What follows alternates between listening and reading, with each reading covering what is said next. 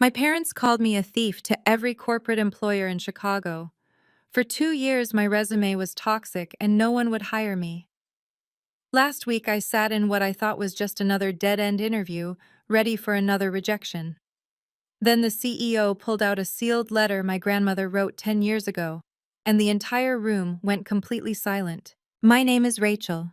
I am 33 years old, and until that moment, I thought my life was completely over. If you have ever been pushed to the absolute edge by the people who were supposed to protect you, let me know where you are watching from in the comments below. Hit that like button and subscribe to hear how I turned a 10-year-old letter into the ultimate corporate takedown.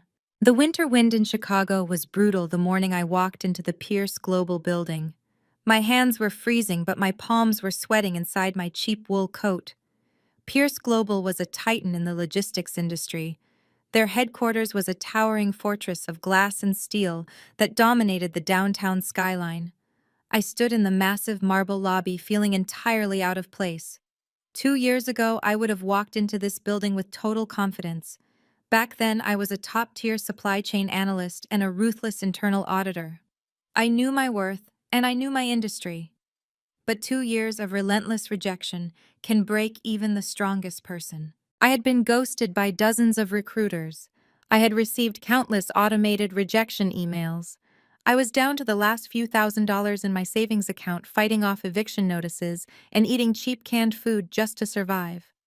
I had applied for a mid-level analyst position at Pierce Global, expecting to be interviewed by some junior HR representative. Instead, the receptionist directed me to the top floor, the executive suite. I had no idea why Jonathan Pierce, the billionaire CEO of the entire corporation, was taking the time to interview a desperate candidate for a mid-level job. When the elevator doors opened on the top floor, a silent assistant led me down a long hallway lined with expensive modern art. She opened the heavy oak doors to the boardroom and gestured for me to step inside. The room was intimidating. Floor-to-ceiling windows offered a dizzying view of Lake Michigan. Sitting at the far end of a massive glass conference table was Jonathan Pierce.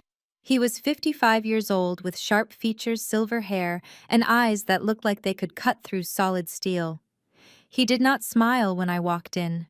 He did not offer small talk or ask about my journey to the office. "Sit down, Rachel," he said, pointing to the leather chair across from him.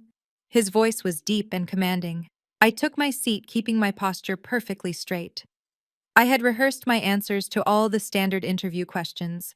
I was ready to talk about supply chain optimization, vendor management, and financial forecasting. I was ready to prove that I was still the brilliant analyst I used to be. But Jonathan did not open my resume. He did not ask about my skills or my education. Instead, he reached into a sleek leather folder and pulled out a single printed email. He slid it across the smooth glass table until it stopped right in front of me. "Read it," he commanded.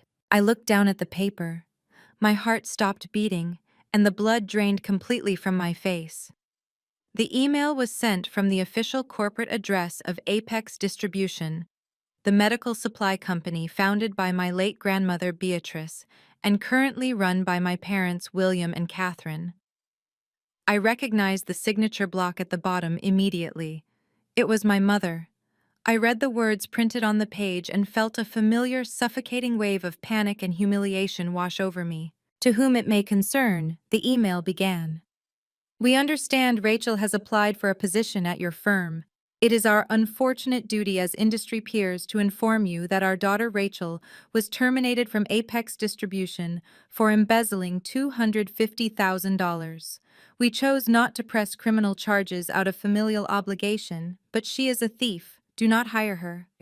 The silence in the boardroom was absolute.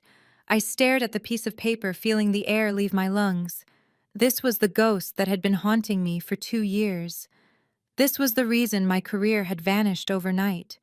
My own parents had not just fired me, they had actively hunted down every application I submitted and poisoned the well. They had blacklisted me across the entire city of Chicago. I expected Jonathan to stand up and ask security to escort me out of the building. That is what happened at the last firm I interviewed with. But Jonathan just sat there, resting his chin on his steepled fingers, watching me with an unreadable expression. Why would a top-tier auditor let her own parents ruin her career without putting up a fight? He asked, his voice dangerously quiet. Why did you just roll over and let them brand you as a criminal? I closed my eyes for a fraction of a second, forcing myself to breathe. I refused to cry. I had shed all my tears 2 years ago when I realized my family viewed me as nothing more than an obstacle to their greed. I opened my eyes and looked Jonathan Pierce dead in the face. My jaw tightened, and the fear I had been carrying into this room suddenly evaporated, leaving behind nothing but cold, hard rage. Because they owned the servers, Mr. Pierce, I said, my voice surprisingly steady. I was the lead internal auditor for Apex Distribution.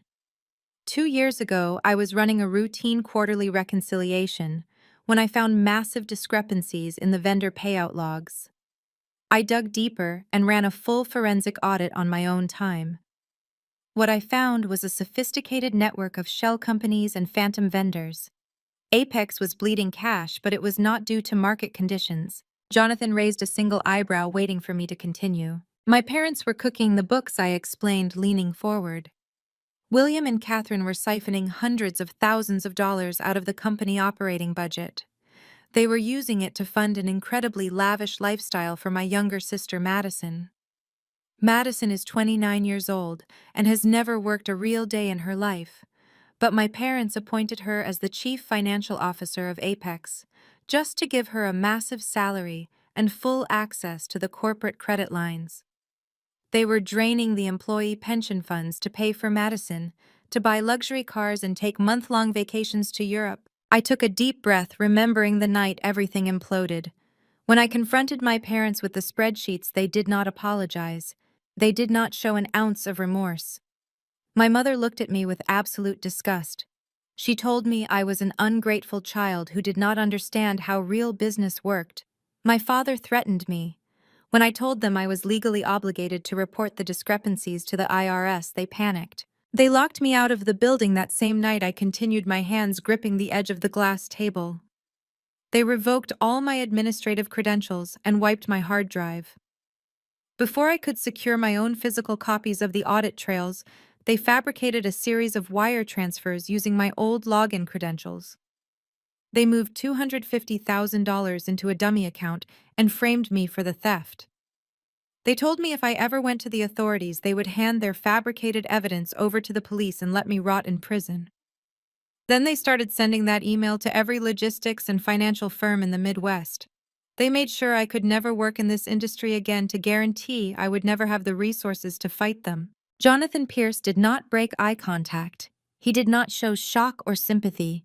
He simply absorbed the information, analyzing it with the cold calculation of a man who had built an empire from scratch. And you survived for 2 years on your own, he stated rather than asked. I survived, I replied, lifting my chin. But I am done surviving, Mr. Pierce. If you brought me up here just to humiliate me with that email, then you have wasted both of our time. I am a brilliant analyst. I can optimize a supply chain better than anyone in your current department. But if you believe that piece of paper over the truth, then I have nothing left to say to you. I grabbed my purse and stood up from the leather chair. I accepted the defeat. I was used to it by now. I turned toward the heavy oak doors, fully prepared to walk back out into the freezing Chicago wind and figure out how I was going to pay my rent next week. Sit down, Rachel, Jonathan commanded. I froze halfway to the door. I looked back at him. He was standing up from his chair, walking toward a large mahogany cabinet built into the wall behind his desk. I said, sit down! He repeated, his tone, leaving no room for argument. I slowly walked back to the chair and sat down, my heart pounding against my ribs. Jonathan opened the cabinet to reveal a modern digital safe hidden behind the wood paneling. He typed in a long sequence of numbers and opened the heavy steel door. I did not call you up to the executive suite to humiliate you, Rachel, he said, reaching into the safe. I called you up here because I made a promise to a very formidable woman a long time ago. He walked back to the conference table and placed an object right next to the email my parents had written. It was an old, thick envelope. The paper was slightly yellowed with age. It was sealed shut with a heavy stamp of red wax. I leaned forward, staring at the wax seal. My breath caught in my throat. I recognized the emblem pressed into the red wax. It was the original vintage logo of Apex Distribution, the logo my grandmother Beatrice had designed herself when she started the company with a single delivery truck 40 years ago. Your grandmother Beatrice was a force of nature, Jonathan said, looking down at the sealed envelope. She was a titan in the Chicago business world. She was also one of my earliest mentors when I was just starting Pierce Global. She taught me everything I know about logistics and corporate integrity. I stared at the envelope, unable to form a coherent sentence. My grandmother had passed away 10 years ago. She was the only person in my family who ever truly loved me. She was the one who paid for my accounting degree, who taught me how to read balance sheets when I was a teenager, who always protected me from my parents' toxic favoritism toward Madison. When she died suddenly from a stroke, my parents immediately took control of Apex and my life turned into a nightmare. "What is this?" I whispered, pointing at the envelope. "Your grandmother, Beatrice, gave me this 10 years ago," Jonathan said, his voice dropping to a somber, respectful register. "It was just a few weeks before she passed away. She came to my office and handed me this envelope. She explicitly instructed me to lock it in my safe. She told me to never open it under any circumstances. She gave me one single incredibly specific instruction regarding this letter." He slid the envelope across the glass table until it touched my hands. "She told me to keep it sealed until the exact day you walked into my office asking for a job," Jonathan said, looking me right in the eyes. "I have waited 10 years for you to submit an application to Pierce Global, Rachel. I have been tracking your career. I knew about the blacklist email your parents circulated 2 years ago. I wanted to step in, but Beatrice made me swear on my life to wait until you came to me on your own terms." My hands were shaking violently as I picked up the envelope. The paper felt heavy and fragile. "Open it," Jonathan commanded quietly. "It is time to find out what Beatrice left for you." My fingers slipped under the heavy wax seal of the envelope. The dried red wax snapped with a sharp crack that echoed in the vast boardroom. Inside rested a single piece of thick parchment paper covered in the elegant sweeping cursive I had not seen since I was a teenager. My eyes scanned the top of the page. "My dearest Rachel," my grandmother had written. "If Jonathan has handed this to you, then you have survived the worst of them. I am writing this letter because I know my son William and his wife Catherine better than they know themselves. I know they are greedy. I know they are incompetent. And most of all, I know they will try to destroy you because you possess the one thing they completely lack: integrity." I took a shaky breath, keeping my eyes glued to the paper. Beatrice's handwriting was steady and purposeful. "When I built Apex Distribution, I built it on hard work and honest accounting. But William looks at the company not as a legacy to protect, but as a personal bank account to drain. Catherine encourages his worst instincts. They favor Madison because she is just like them, willing to take the shortcuts, willing to flaunt wealth she did not earn. I knew that if I left the entire company to you directly, they would drag you into probate court for decades. They would bleed you dry with legal fees. They would use every dirty trick to strip you of your rightful inheritance. So I decided to play a different game. A game they are too short-sighted to ever understand."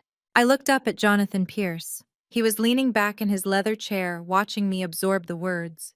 He gestured toward the letter with his chin, urging me to finish. "I did not leave the commercial land that Apex Distribution operates on to William," my grandmother wrote. "I severed the real estate holding from the operational business entity. I placed 51% of those 30 prime acres into an irrevocable blind trust. Jonathan Pierce is the trustee. You, Rachel, are the sole and absolute beneficiary. William and Catherine own the business, but they do not own the ground they stand on. You do. Trust Jonathan. Take back what is yours." I set the letter down on the glass table. My mind was spinning, trying to process the massive legal and financial implications of what I had just read. A blind trust is a financial arrangement where the beneficiary has no knowledge of the specific assets, and the public has no way to trace the ownership back to the beneficiary. It is a bulletproof fortress of financial privacy. For 10 years, Jonathan said, his deep voice breaking the silence, your parents have been writing rent checks to the property management division of Pierce Global. They believe this corporation owns the commercial industrial park where Apex Distribution is headquartered. They have no idea that every single dollar of their lease agreement has been quietly filtering through our accounts and compounding in a private trust bearing your name. You are their landlord, Rachel. I stared at him. The sheer irony of the situation hit me with the force of a freight train. My parents had spent the last 2 years dragging my name through the mud. They had called me a thief.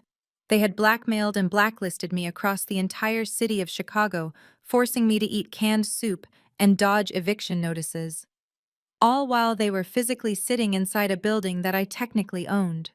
They were paying me rent while trying to starve me to death. Your grandmother was a brilliant strategist, Jonathan continued, leaning forward and resting his arms on the table. She knew William would eventually run the operational side of Apex into the ground. She knew he lacked the discipline to sustain a supply chain business in the modern market. She wanted to ensure that when the operational business inevitably failed, the underlying real assets, the real estate, the zoning rights, the physical infrastructure would remain completely untouched and safely in your possession. How much is in the trust account? I asked, my voice dropping to a low whisper. Jonathan opened a separate black folder on his desk. He slid a single sheet of paper toward me. It was a certified bank statement from Pierce Global Wealth Management. I looked at the bottom line. The balance was staggering. 10 years of commercial rent payments compounded with aggressive index fund investments had generated a massive fortune. I went from having $14 in my checking account to looking at an 8-figure liquid asset portfolio. But the cash is just the beginning, Jonathan said, his expression turning deadly serious. This brings us to the current situation. Your parents are completely out of money, Rachel. The lavish lifestyle they have been funding for Madison has finally caught up with them. The shell companies you discovered during your internal audit 2 years ago were just a temporary band-aid. Apex Distribution is currently experiencing a catastrophic liquidity crisis. He pulled out another stack of documents. These were stamped with bright red ink. These are delinquency notices, Jonathan explained. Apex has missed their last 3 rent payments. They are 90 days past due on their commercial lease. By all legal definitions, they are in default. I picked up the notices. My professional instincts immediately kicked in. If they are in default on a commercial lease of this size, they must be missing vendor payouts too. The supply chain must be collapsing. It is, Jonathan confirmed. But William thinks he has found a way out. He has been calling my office non-stop for the past month. He is desperate. He wants to aggressively buy the land out from under Pierce Global. I frowned, analyzing the strategy. That makes no sense. If they do not have the cash to pay their monthly rent, how could they possibly afford to purchase 30 acres of prime Chicago industrial real estate? Because they found a buyer, Jonathan said, a cold smile touching the corners of his mouth. The entire industrial corridor surrounding Apex is being gentrified. A massive commercial developer is trying to buy up the block to build a high-end tech campus. William negotiated a backdoor deal with the developers. He wants to purchase the land from Pierce Global for $5 million using a high-interest bridge loan. The very next day, he plans to flip that exact same land to the commercial developers for $15 million. He wants to pocket a $10 million profit, I said, realizing the sheer audacity of my father's plan. He wants to use that $10 million to plug the massive hole he and Catherine created in the company accounts. He wants to use it to cover up his tax fraud before the IRS notices the missing pension funds. Exactly, Jonathan said. William thinks I am just a busy CEO who views that land as a minor line item on a massive corporate balance sheet. He thinks he can bully or smooth-talk my real estate division into a quick, quiet sale. He thinks Pierce Global will just sign over the deed to get rid of a delinquent tenant. Jonathan reached into his jacket pocket and pulled out a heavy gold-plated fountain pen. He set it on top of the delinquency notices. Then he slid the master deed of the property across the table. I am the trustee, Jonathan said, his gaze locking onto mine. But you are the sole beneficiary, and you are now 33 years old.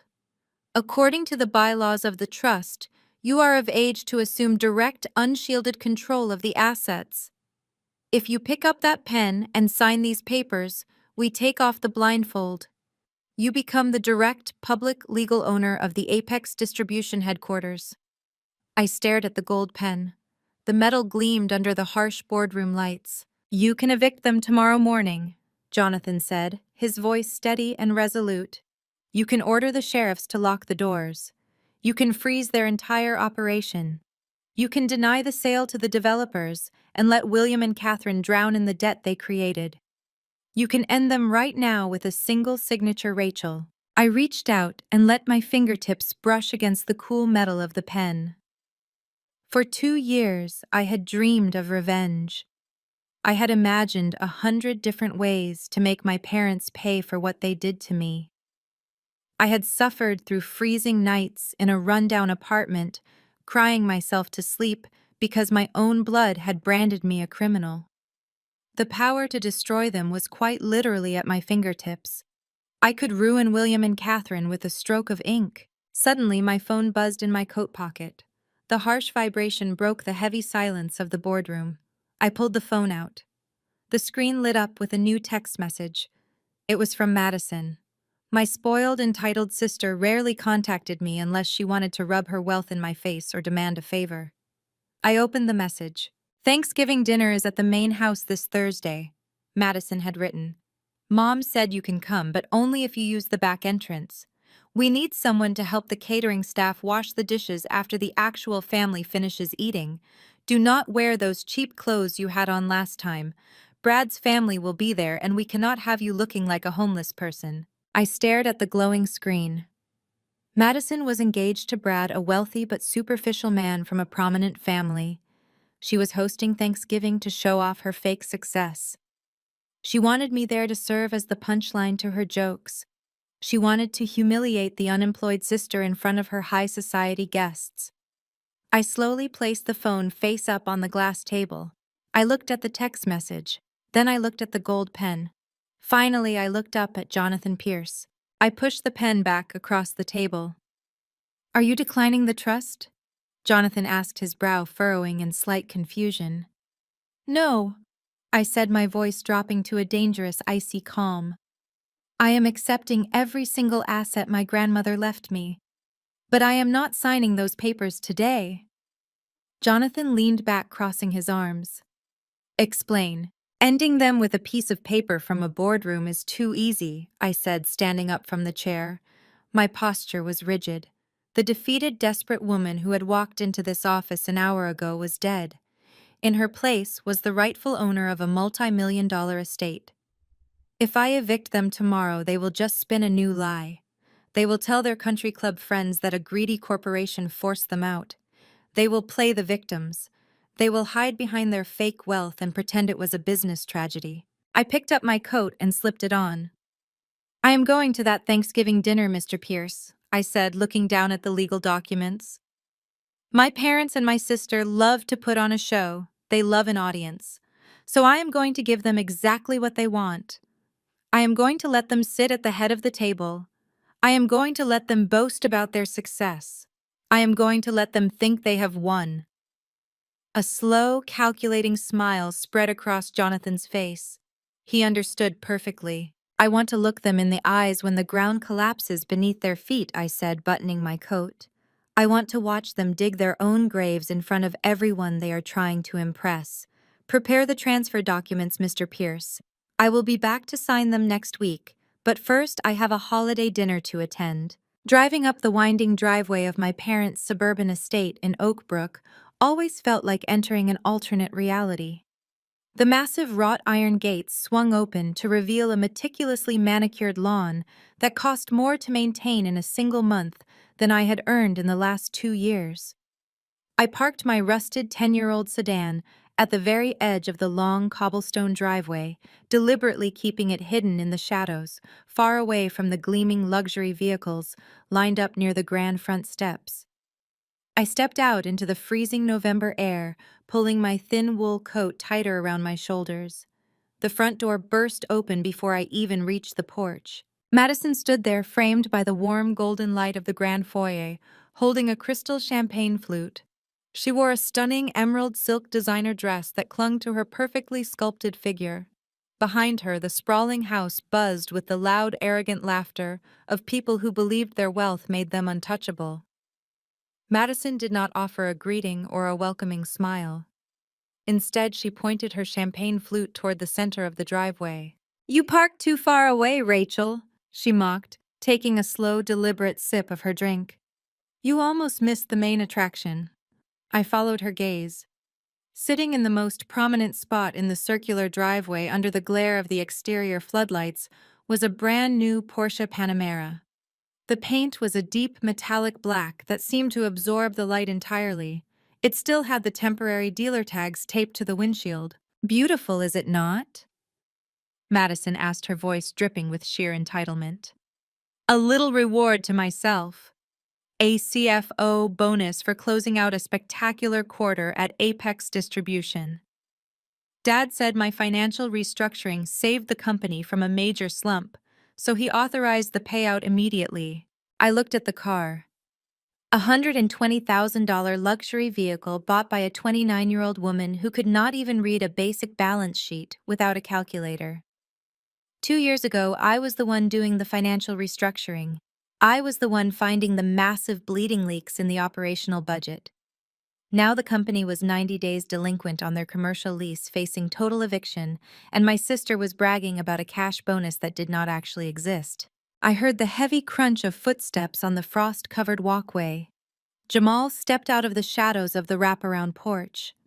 Jamal was Madison's husband. He was 31 years old, a brilliantly sharp Black American tax attorney who always carried himself with a quiet, composed dignity. His presence always felt entirely out of place in my loud, abrasive family. He wore a tailored charcoal suit and held a simple glass of sparkling water. Jamal never drank alcohol at these family functions. I always suspected he needed a perfectly clear head to navigate the endless minefield of microaggressions my parents constantly threw his way. "Good evening, Rachel," Jamal said, his deep, resonant voice cutting through Madison's shrill boasting. "I am glad you could make it." He extended a hand and I shook it. His grip was firm and grounding. He looked at my thin, worn coat and then at the freezing winter wind whipping around us. "Let us get you inside," he said, gesturing toward the open door. "It is freezing out here." Madison rolled her eyes dramatically. "Do not coddle her, Jamal. She is used to the cold. I mean, look at that coat. Did you buy that at a charity thrift store, Rachel? I thought I told you Brad's parents were coming tonight. We cannot have you looking like a charity case in front of his family." I did not respond to the bait. I simply walked past her and stepped into the grand foyer of the house. The overwhelming heat of the mansion hit me instantly. The rich smell of roasted turkey and expensive imported spices filled the air. My mother, Catherine, was standing in the center of the massive chef's kitchen, directing a team of hired caterers with the ruthless efficiency of a dictator. She wore a stunning velvet gown and a diamond necklace that caught the light with every sharp movement of her head. She turned and saw me standing in the hallway. Her face immediately contorted into a mask of pure disgust. "You are late," Catherine snapped, marching toward me. "And what on earth are you wearing?" I told Madison to make sure you understood the formal dress code. I took off my coat, revealing a simple but clean black dress. "It is appropriate for a holiday dinner," I said, keeping my voice perfectly even. Catherine snatched the coat from my hands and tossed it onto a nearby chair with a huff of profound irritation. "It looks cheap," she hissed, leaning in close so the catering staff would not hear her venomous tone. "Brad's family comes from old money, Rachel. They own half the commercial real estate in the city. I will not have my disgraced unemployed daughter making us look like commoners. Take this." She shoved a stiff white linen apron against my chest. "Since you insist on showing up and eating our food, you can make yourself useful," Catherine ordered. "The catering staff is overwhelmed. I need you to take the trays of caviar appetizers and serve them in the main living room. Keep your head down, do not strike up any conversations, and for heaven's sake, do not mention your employment status. If anyone asks, you are doing freelance consulting overseas." I looked down at the white apron in my hands. 10 years ago, my grandmother Beatrice built this family empire from absolutely nothing. She taught me that true power was always quiet. She taught me that people who felt a desperate need to degrade others were usually hiding a massive, catastrophic weakness. I thought about the legal documents locked in Jonathan Pierce's unbreachable steel safe. I thought about the eviction notices stamped in bright red ink. I thought about the $15 million commercial land deal my parents were desperately trying to close to save themselves from total bankruptcy. I took the apron from my mother's hands and tied it carefully around my waist. "I will serve the appetizers," I said, offering her a polite, empty smile. Catherine looked momentarily shocked by my total compliance. She had fully expected a fight. She had wanted a screaming match so she could kick me out into the snow and play the grieving victim for her wealthy guests. When I simply agreed, she scoffed, turned on her designer heel, and marched back into the kitchen barking orders at a terrified waiter. I picked up a heavy silver tray loaded with intricate caviar bites and walked into the massive living room. The space was packed with wealthy guests holding crystal glasses and talking loudly over each other. My father, William, stood by the grand stone fireplace holding court with Brad's parents. He was wearing a custom-tailored suit and gesturing expansively as he talked about his latest luxury golf trip. "Ah, here are the appetizers," William announced loudly as I approached their elite circle. He did not look at me. He did not introduce me to his guests. He treated me exactly like a hired servant. I held the tray steady as Brad's mother, a woman draped in expensive silk, picked up a small pastry. She glanced at me without making eye contact. "Your catering staff is very attentive, William," she murmured before turning back to my father. "So tell me more about the expansion plans for Apex Distribution. My husband mentioned you were looking at acquiring new warehouse space. We are positioning the company for a major acquisition phase," William boasted, taking a long sip of his premium bourbon. "We have secured massive capital reserves. My CFO, Madison, has completely streamlined our operational budget this year. The profit margins this quarter are unprecedented. We have more liquid cash than we know what to do with." I stood there holding the heavy silver tray, listening to my father lie through his teeth with absolute perfection. Apex Distribution was bleeding cash. They were drowning in insurmountable debt. They were 90 days behind on their commercial rent. The sheer audacity of his lies was breathtaking. From across the room, I felt someone watching me. I turned my head slightly and met Jamal's gaze.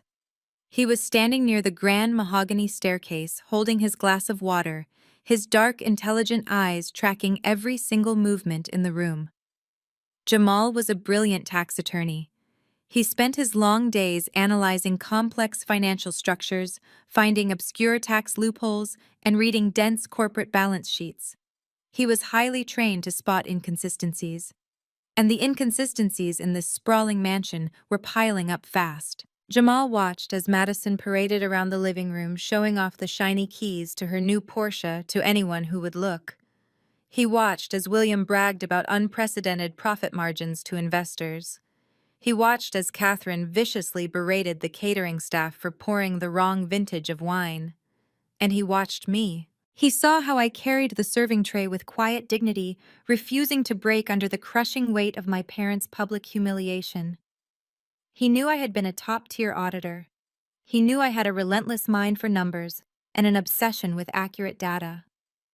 2 years ago, when my parents accused me of embezzling $250,000, Jamal had stayed quiet. He had just married into the family and did not want to cause a massive rift. But I knew he never fully believed their convenient story. The math simply did not make sense to a man who lived and breathed financial law. I continued moving through the crowded room, serving the appetizers and listening to the arrogant chatter. Madison intercepted me near the hallway leading to the dining room. She grabbed a caviar bite from my tray and chewed it slowly, looking me up and down with pure malice. "You know you actually look good in an apron, Rachel," she mocked, her voice laced with venom. "It suits your station in life. Maybe I can talk to the catering company and get you a full-time job scraping plates. You desperately need the money, right? I hear your landlord is threatening eviction again." I maintained my perfectly neutral expression, refusing to give her the reaction she craved. I am doing just fine, Madison, I said, my voice smooth and calm. But thank you for your concern. Enjoy the new Porsche. I hope the expensive maintenance costs do not cut into your fictional CFO bonus. Madison's eyes flashed with sudden intense anger, but she quickly smoothed her features as Brad walked up behind her and wrapped his arms around her waist. Brad was a venture capitalist, a man whose entire personality was built around his massive trust fund. He looked at me with an amused, arrogant smirk. "Still looking for work, Rachel?" he asked, his tone dripping with heavy condescension. "Let me know if you need me to make some calls. I know a few low-level temp agencies that hire people with challenging criminal backgrounds. They mostly do data entry, but it is a paycheck." I smiled tightly, gripping the edges of the silver tray. "I appreciate the offer, Brad," I said, "but I have recently secured a very promising position. In fact, I think my new role will involve restructuring some major commercial real estate assets right here in Chicago." Brad laughed, clearly missing the underlying threat embedded in my words. "Good for you," he said, turning back to Madison. "Come on, babe, your dad is opening the expensive wine in the dining room." As Brad led Madison away, she turned sharply on her heel. The sudden movement caused her designer handbag to swing outward, brushing against the edge of a heavy marble console table. The gold clasp caught on the sharp stone corner, snapping open violently. A handful of items spilled out of the bag and clattered onto the polished hardwood floor. Lipstick, a compact mirror, a silver card holder, and several crumpled pieces of paper scattered across the ground. Madison cursed loudly under her breath and knelt down to gather her things. Jamal, who had been walking toward the dining room, immediately stepped forward to help his wife. I stood a few feet away, holding my silver tray, watching the interaction unfold with intense focus. Jamal reached down to pick up a crumpled white receipt that had fluttered near his expensive leather shoes. As his long fingers brushed the paper, he froze completely. I saw his dark eyes dart across the printed text. I saw his jaw clench so tightly, a muscle jumped in his cheek. I saw the exact terrifying moment his brilliant analytical mind connected the scattered pieces of a massive catastrophic puzzle. Madison snatched the compact mirror and the lipstick, shoving them aggressively back into her bag. "Give me that, Jamal," she snapped, reaching her hand out for the receipt. Jamal did not hand it over immediately. He stared at the piece of paper, his thumb tracing the printed corporate logo at the very top. His expression was completely unreadable, but the air around him seemed to instantly drop 10 degrees. "What is this, Madison?" he asked, his deep voice stripped of all warmth and emotion. "It is just a receipt for the car," she said, her voice pitching slightly higher than normal, revealing her sudden panic. "Just give it to me." I watched Jamal's eyes scan the paper again. I knew exactly what he was looking at. The receipt was not a standard personal dealership invoice. It was a corporate charge authorization. Madison had not used a personal bank check or a standard auto loan to buy the $120,000 Porsche. She had used the primary corporate credit line of Apex Distribution. She had charged a luxury sports car directly to the operational budget of a medical supply company. For a federal tax attorney, this was not just a red flag. It was a blazing, deafening siren of severe corporate fraud. Buying a personal luxury vehicle with company funds and masking it as a CFO bonus was a massive violation of federal tax codes. It was blatant embezzlement. It was exactly the kind of financial crime my parents had accused me of committing 2 years ago to cover their own tracks. Jamal slowly handed the receipt back to his wife. His dark eyes lifted from the crumpled paper and locked directly onto my face. I stood perfectly still, holding the catering tray, meeting his intense gaze without flinching. The silence between us stretched across the crowded, loud room, cutting through the noise of the party. In that single defining moment, Jamal realized the absolute truth. He looked at his wife, bragging about her fake wealth. He looked at my parents, boasting about their fake profits to investors. And then he looked at me, the disgraced, exiled sister, quietly serving appetizers in a cheap black dress. He knew. He finally knew that I had not stolen a single dime from Apex Distribution 2 years ago. He knew that I had found the deep rot in the company ledgers and that my parents had framed me to cover up their own massive financial crimes. Jamal stood up slowly, adjusting the cuffs of his charcoal suit. He looked at me one last time, a silent, intense communication passing clearly between us. He had seen through the glittering facade. He knew the entire family empire was built on a crumbling mountain of fraud. And as I watched him turn and walk quietly toward the dining room away from his panicking wife, I knew I had just found the one powerful ally I needed to bring the whole operation crashing down. The clinking of expensive crystal and the low hum of arrogant conversation filled the sprawling dining room. I remained at my post near the swinging kitchen doors, holding the empty silver catering tray against my hip. I watched Jamal take his seat next to Madison. His face was a masterclass in absolute composure. Not a single muscle betrayed the explosive realization he had just experienced in the foyer. He simply unfolded his pristine linen napkin and placed it quietly on his lap. His dark, intelligent eyes occasionally flicked toward William at the head of the table, observing the patriarch of the family with the clinical detachment of a prosecutor building a federal case. The Thanksgiving meal was a grotesque display of gluttony and fake wealth. Caterers rushed back and forth, carrying massive silver platters of roasted turkey, truffle, mashed potatoes, and imported wine. I stood in the shadows of the dining room archway, doing exactly what my mother had ordered. I kept my head down. I watched my family gorge themselves on food paid for by fraudulent corporate credit lines. William held court with Brad and his wealthy parents, boasting loudly about imaginary warehouse acquisitions and projected fourth-quarter revenues. Madison sat beside Brad, twisting her massive diamond engagement ring and loudly complaining about the heavy tax burden of being a highly paid corporate executive. Catherine played the perfect high society hostess, smiling sweetly and directing the hired help with sharp flicks of her manicured fingers. Nobody offered me a plate. Nobody asked if I wanted a glass of water. I was entirely invisible to them until I was no longer useful. When the dessert plates were finally cleared and the wealthy guests began moving toward the parlor for after-dinner drinks, Catherine suddenly materialized beside me. Her fake smile vanished the second we were out of eyesight of Brad's parents. She grabbed my upper arm, her fingernails digging painfully into my skin through the thin fabric of my black dress. "Put the tray down," she hissed, her breath smelling sharply of expensive champagne.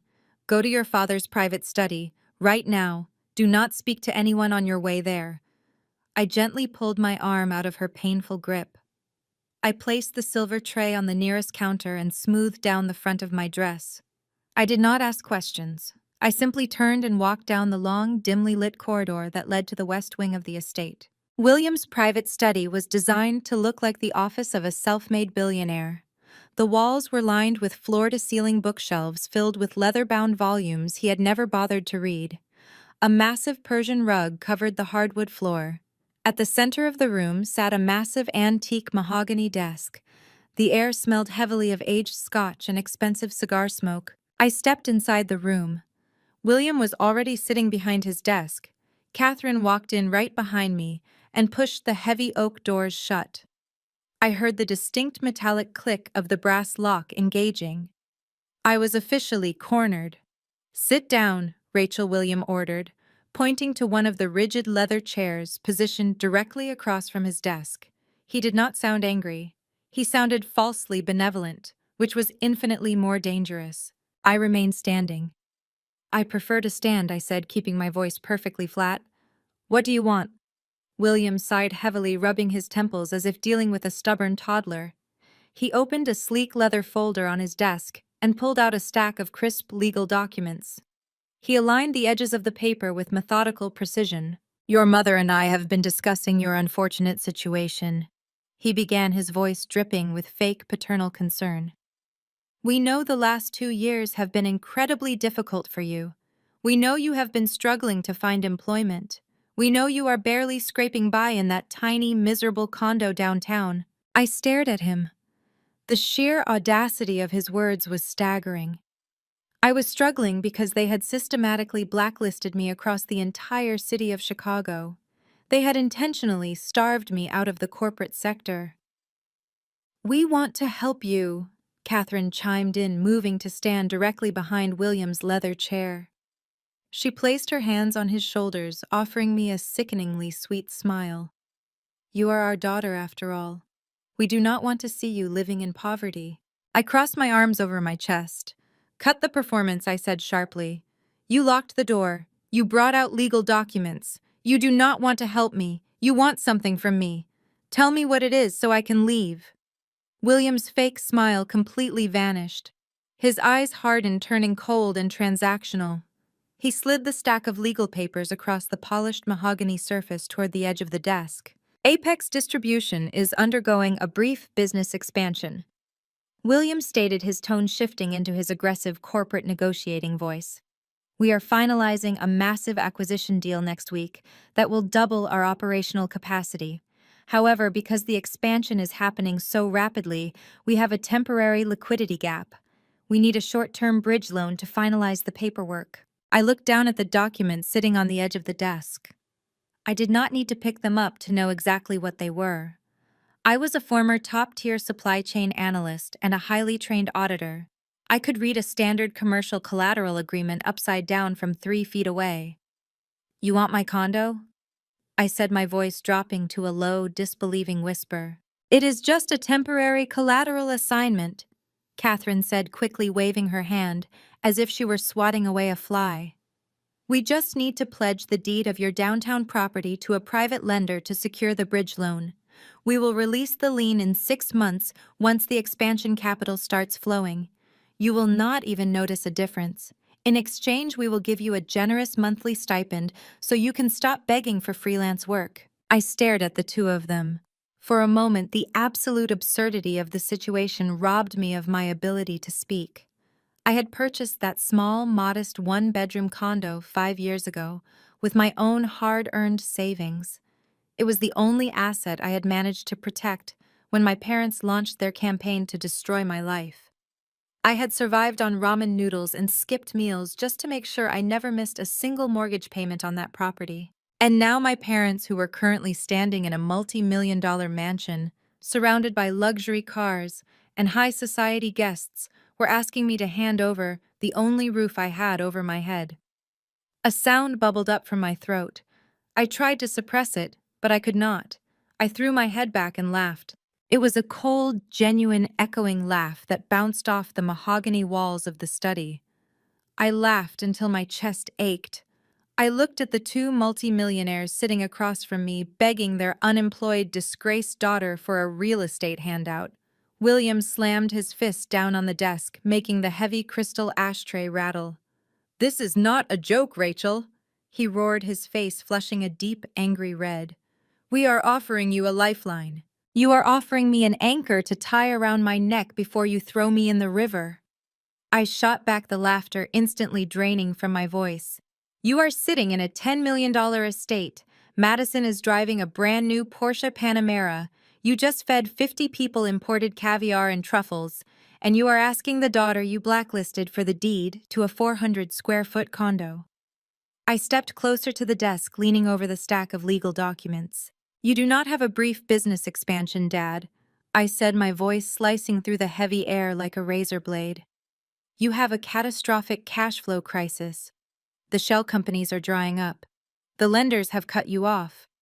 You cannot secure a traditional bank loan because any legitimate loan officer would look at your fraudulent balance sheets and instantly call the authorities. You are completely out of money." Catherine's face twisted into a mask of pure, vicious rage. The sweet maternal facade disintegrated entirely. She stepped out from behind the desk, marching right up to my face. "You ungrateful, arrogant little wretch!" Catherine snarled, her voice dropping to a venomous hiss. "You will sign those papers right now. You owe us. We gave you everything. We raised you. We fed you. We paid for your entire existence. I paid for my own college tuition. I fired back, refusing to back down an inch. And I paid for my own condo. You gave me nothing but a target on my back." Catherine's eyes widened with manic fury. She pointed a sharp, trembling finger directly at my chest. "If you do not pick up that pen and sign that collateral agreement right now, I will make your current miserable life look like a vacation," she threatened, her voice shaking with raw malice. "I know exactly who your current landlord is. I will call him tomorrow morning. I will tell him you are a convicted thief. I will tell him you are under federal investigation for embezzlement. I will have you thrown out onto the freezing streets before the end of the week. I will ruin your credit score permanently. I will make sure you starve in the gutters of this city." William stood up from his leather chair, towering over the desk. "You have no leverage here, Rachel," he barked, his fists clenched at his sides. "You are a nobody. You have no job. You have no reputation. You have no power. We are handing you a chance to be useful to this family for the first time in your miserable life. You should be down on your knees thanking us for giving you an opportunity to earn back our grace. Sign the document." I looked at my mother, whose face was contorted with pure hatred. I looked at my father, whose chest was heaving with desperate, angry breaths. They really believed they held all the cards. They really believed they had backed me into a corner I could never escape. I slowly placed my hands flat on the polished mahogany surface of William's desk. I leaned my weight forward, closing the physical distance between us. I did not yell. I did not scream. I looked my father dead in the eyes with absolute terrifying calm. "I am not signing anything," I said, my voice dropping to a deadly quiet whisper. "And you should be very careful making threats you cannot afford to back up, Dad." William sneered, showing his teeth. "I can afford to destroy you 10 times over." "Can you?" I asked, tilting my head slightly. "Because an hour ago, I watched Madison drop a corporate charge receipt on the hardwood floor of your hallway. A receipt for a $120,000 luxury vehicle charged directly to the operational budget of Apex Distribution." William stopped breathing. The angry red flush on his face vanished entirely, replaced by a sickly pale gray. Catherine took a sudden panicked step backward, her high heel stumbling on the edge of the Persian rug. I held my father's terrified gaze, refusing to let him look away. "You might want to rethink your aggressive business strategies, Dad," I said, my voice echoing softly in the dead silence of the study. "Because the IRS tends to heavily audit companies that buy Porsches as office supplies." William turned absolutely ghost white. His mouth hung open, but no sound came out. The powerful, intimidating billionaire patriarch had completely evaporated, leaving behind nothing but a terrified, desperate fraud staring down the barrel of a loaded gun. I did not wait for William to find his voice or for Catherine to recover from her panicked stumbling.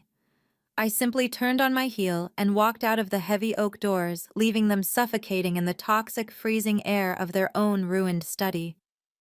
The satisfying heavy click of the brass lock disengaging behind me felt like a starting pistol firing into the night sky. The war was officially on, and they had absolutely no idea how heavily outgunned they truly were.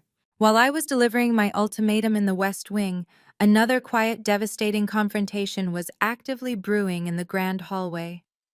Jamal had not returned to the dining room to finish his meal. He stood in the shadowed alcove near the lavish coat check, the crumpled white receipt, burning a figurative hole in his tailored suit pocket.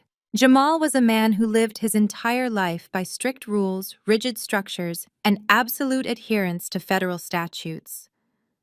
Growing up as a black man in a working-class neighborhood on the South Side, he had learned very early that the margin of error for someone who looked like him was non-existent. He had to be twice as smart, 3 times as careful, and infinitely more disciplined to break into the elite, fiercely competitive circles of corporate tax law. He knew the devastating cost of a single financial mistake. He knew the catastrophic power of an IRS audit. And right now, the small piece of paper resting in his pocket was the equivalent of a federal crime printed in black ink. Madison came strutting down the hallway, her emerald silk dress swishing aggressively around her legs. She was frantically retracing her steps, looking for her lost receipt. Her eyes darted nervously across the polished hardwood floor, her breathing shallow and fast. Jamal stepped out of the dark alcove, his tall frame entirely blocking her path to the grand foyer. "Looking for this?" Madison, Jamal asked, holding the crumpled paper between his index and middle fingers. Madison gasped, her hand flying to her chest in a theatrical display of relief. "Oh, thank goodness you found it," she said, reaching out quickly to snatch the paper from his grip. "I must have dropped it when my bag hit the table. Give it to me." Jamal did not hand it over. Instead, he pulled his hand back, raising the paper to his eye level. His dark, intelligent eyes locked onto his wife's face with a chilling intensity. "This is a corporate charge authorization, Madison," Jamal said, his deep voice stripped of all its usual warmth. "For a $120,000 luxury sports car, charged directly to the operational supply budget of Apex Distribution. You did not buy this car with a personal bonus check. You bought it with company funds." Madison rolled her eyes, letting out a loud, dramatic sigh of profound irritation. She crossed her arms over her chest, tapping her designer heel impatiently against the floorboards. "It is a CFO bonus, Jamal." She snapped, her voice pitching higher with defensive arrogance. "Dad authorized the payout himself. Stop acting like a low-level paranoid auditor. You do not understand how real corporate wealth operates. We move money around all the time to maximize our tax benefits. It is perfectly legal." Jamal felt a muscle jump tightly in his jaw. The sheer, blinding ignorance of her statement was staggering. "You cannot disguise a personal luxury vehicle as a corporate operational expense to avoid capital gains and luxury taxes," Jamal explained, speaking slowly and clearly, as if explaining fire to a child. "If the IRS flags this specific transaction, they will not classify it as a creative accounting error. They will classify it as willful, intentional embezzlement.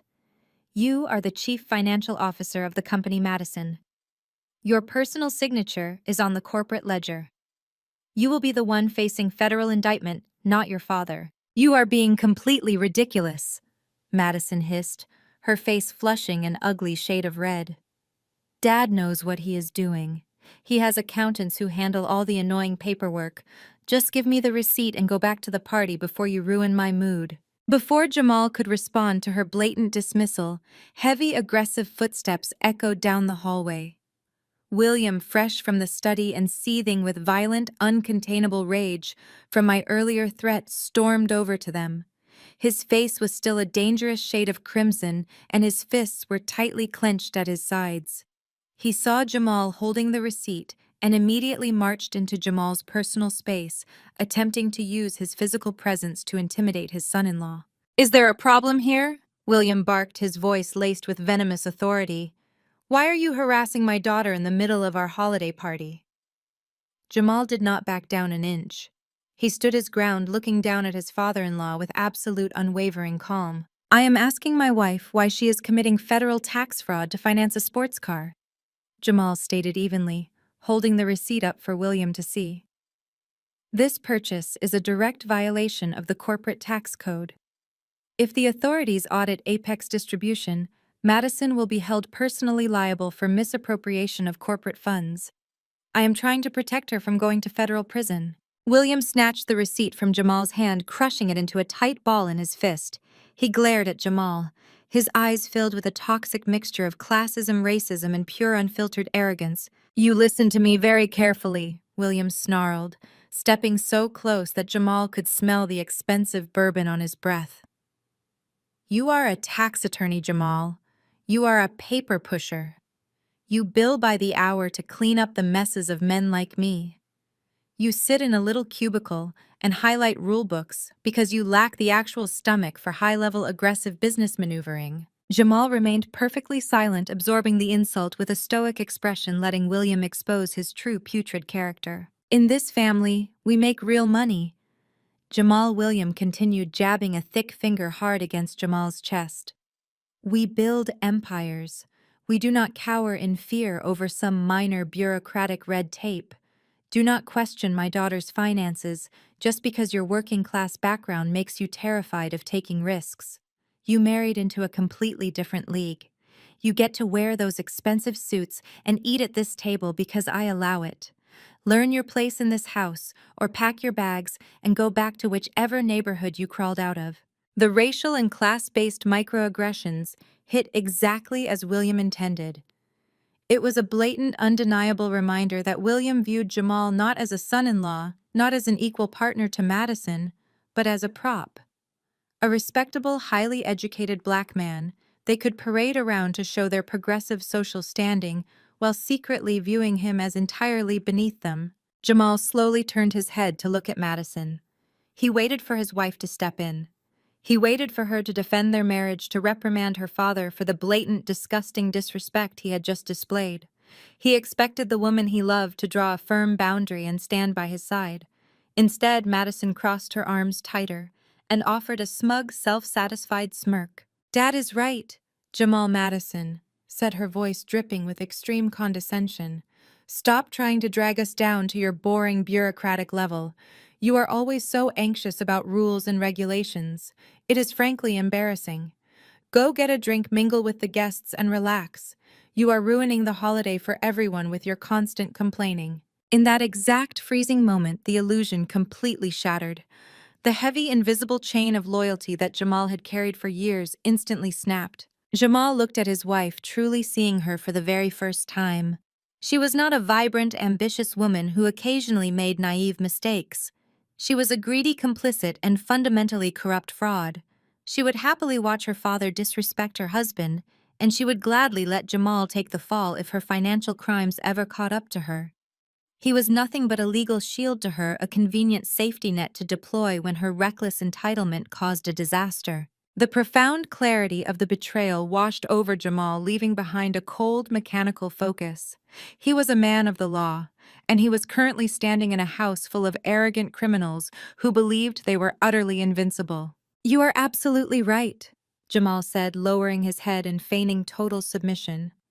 His voice was smooth, stripping away any hint of his internal rage. "I apologize, William.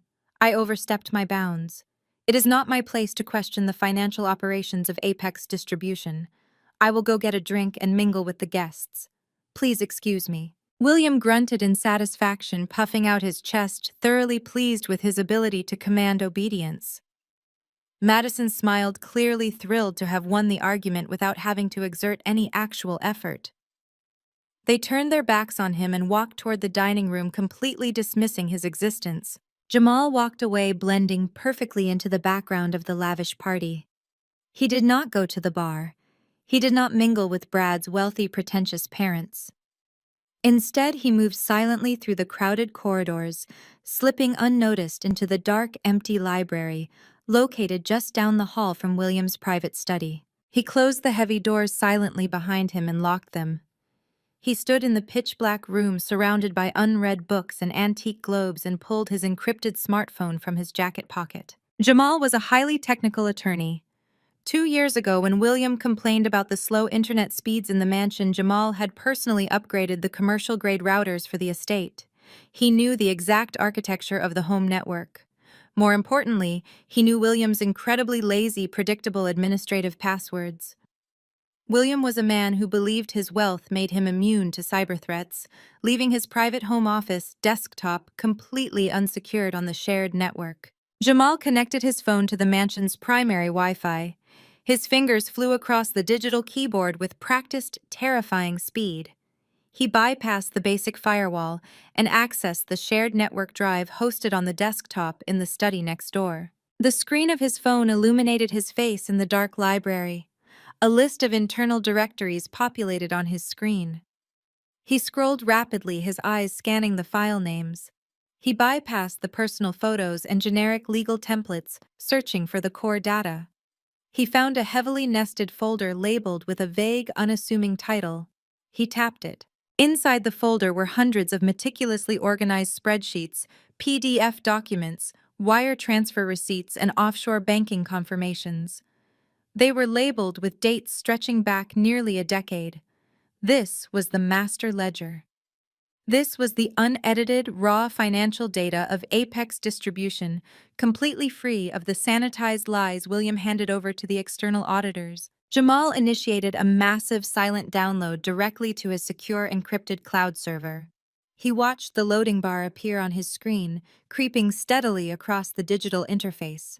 The mansion's high-speed internet made the transfer incredibly fast. 10%, 30%, 60%. He watched the data flow, capturing every single piece of evidence regarding the fake shell companies, the embezzled pension funds, and the fraudulent corporate expenses used to buy Madison's luxury vehicles. He was downloading the precise coordinates of their complete financial destruction. 100%. Download complete.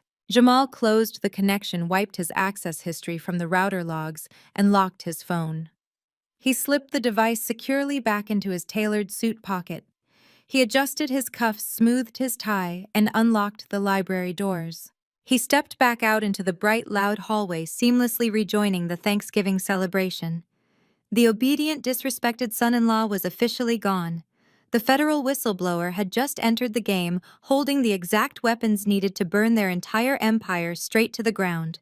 1,600 words. I remained completely still near the swinging kitchen doors, holding the empty silver catering tray against my hip. I watched Jamal walk back into the crowded dining room. His face was a masterclass in absolute composure.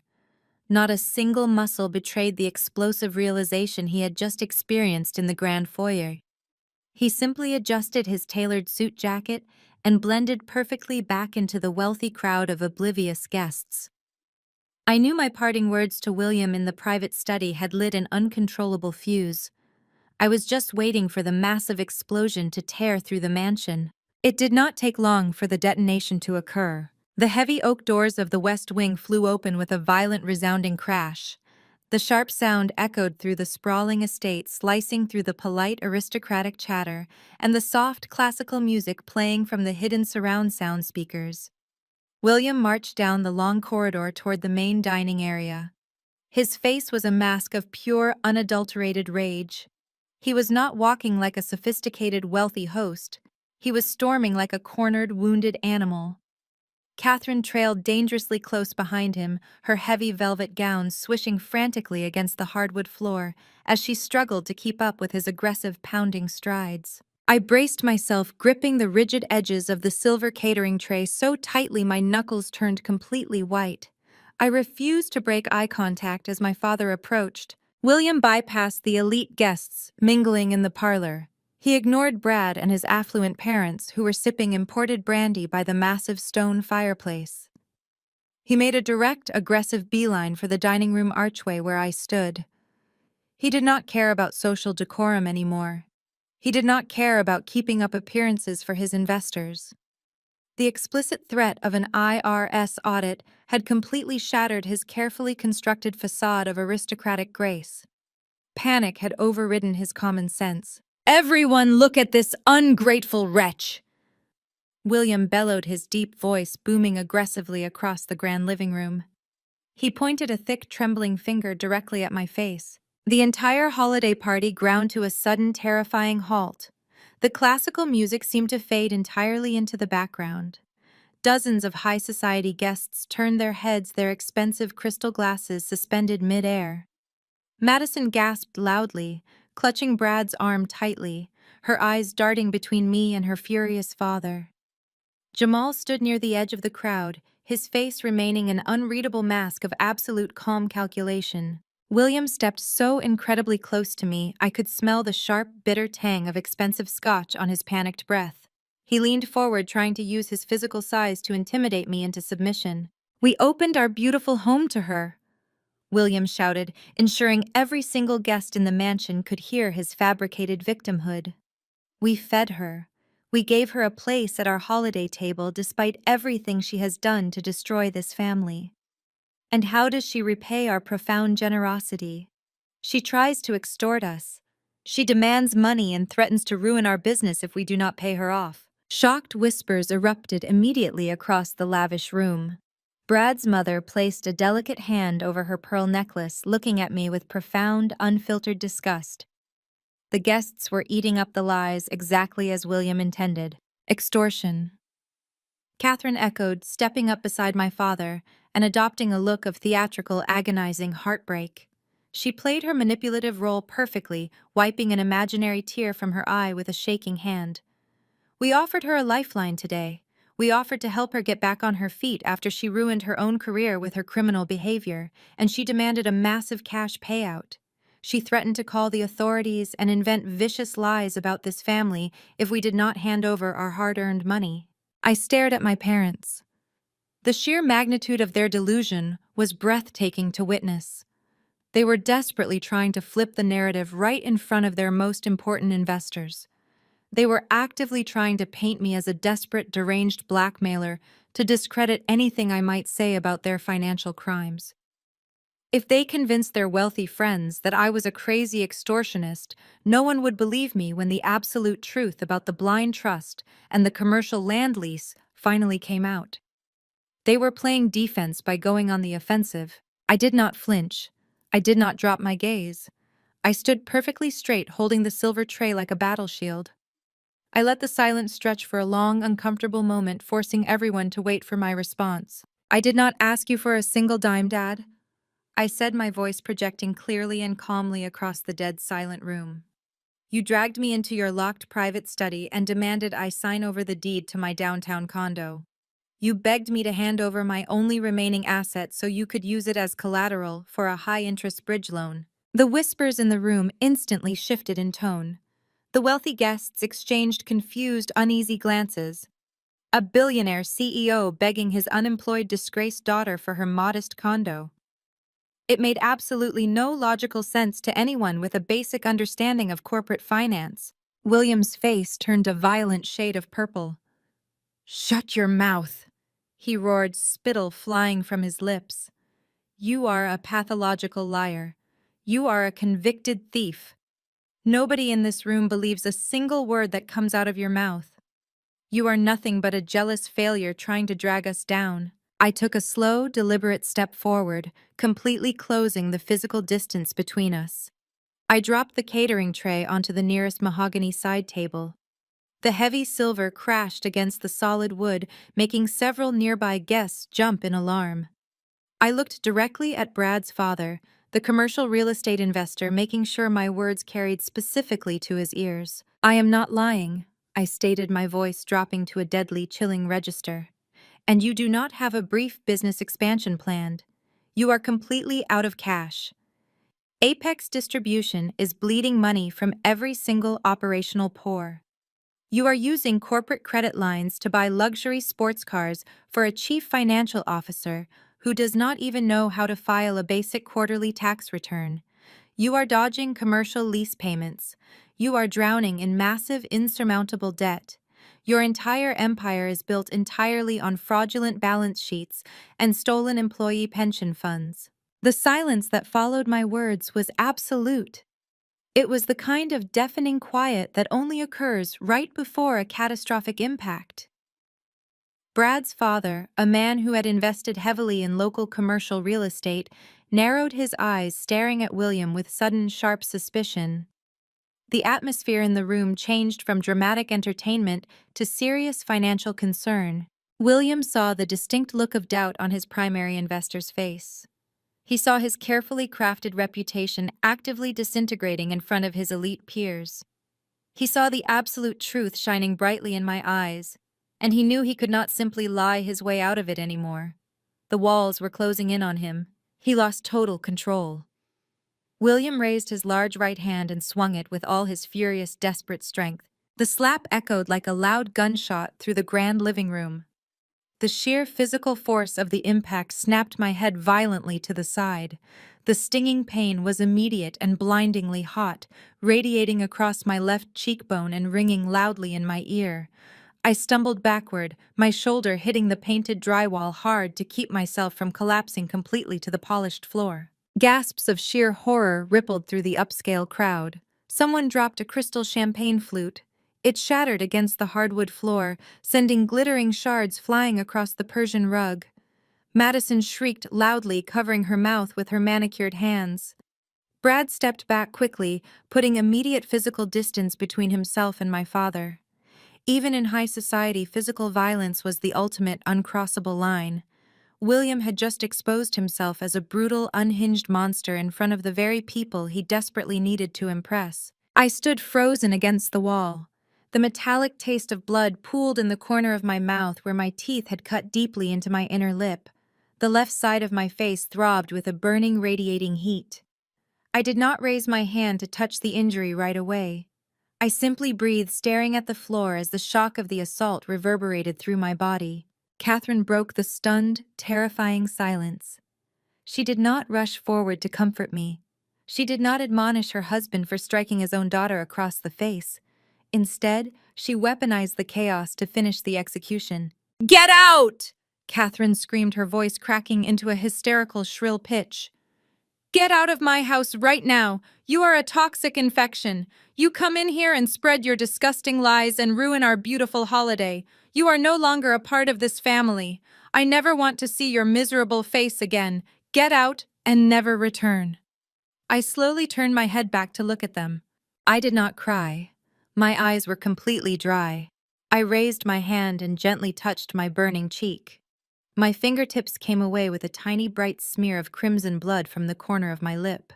I looked at the blood on my fingers. Then I looked directly at William. He was breathing heavily, his chest heaving, his fist still clenched tightly at his side. He looked absolutely terrified.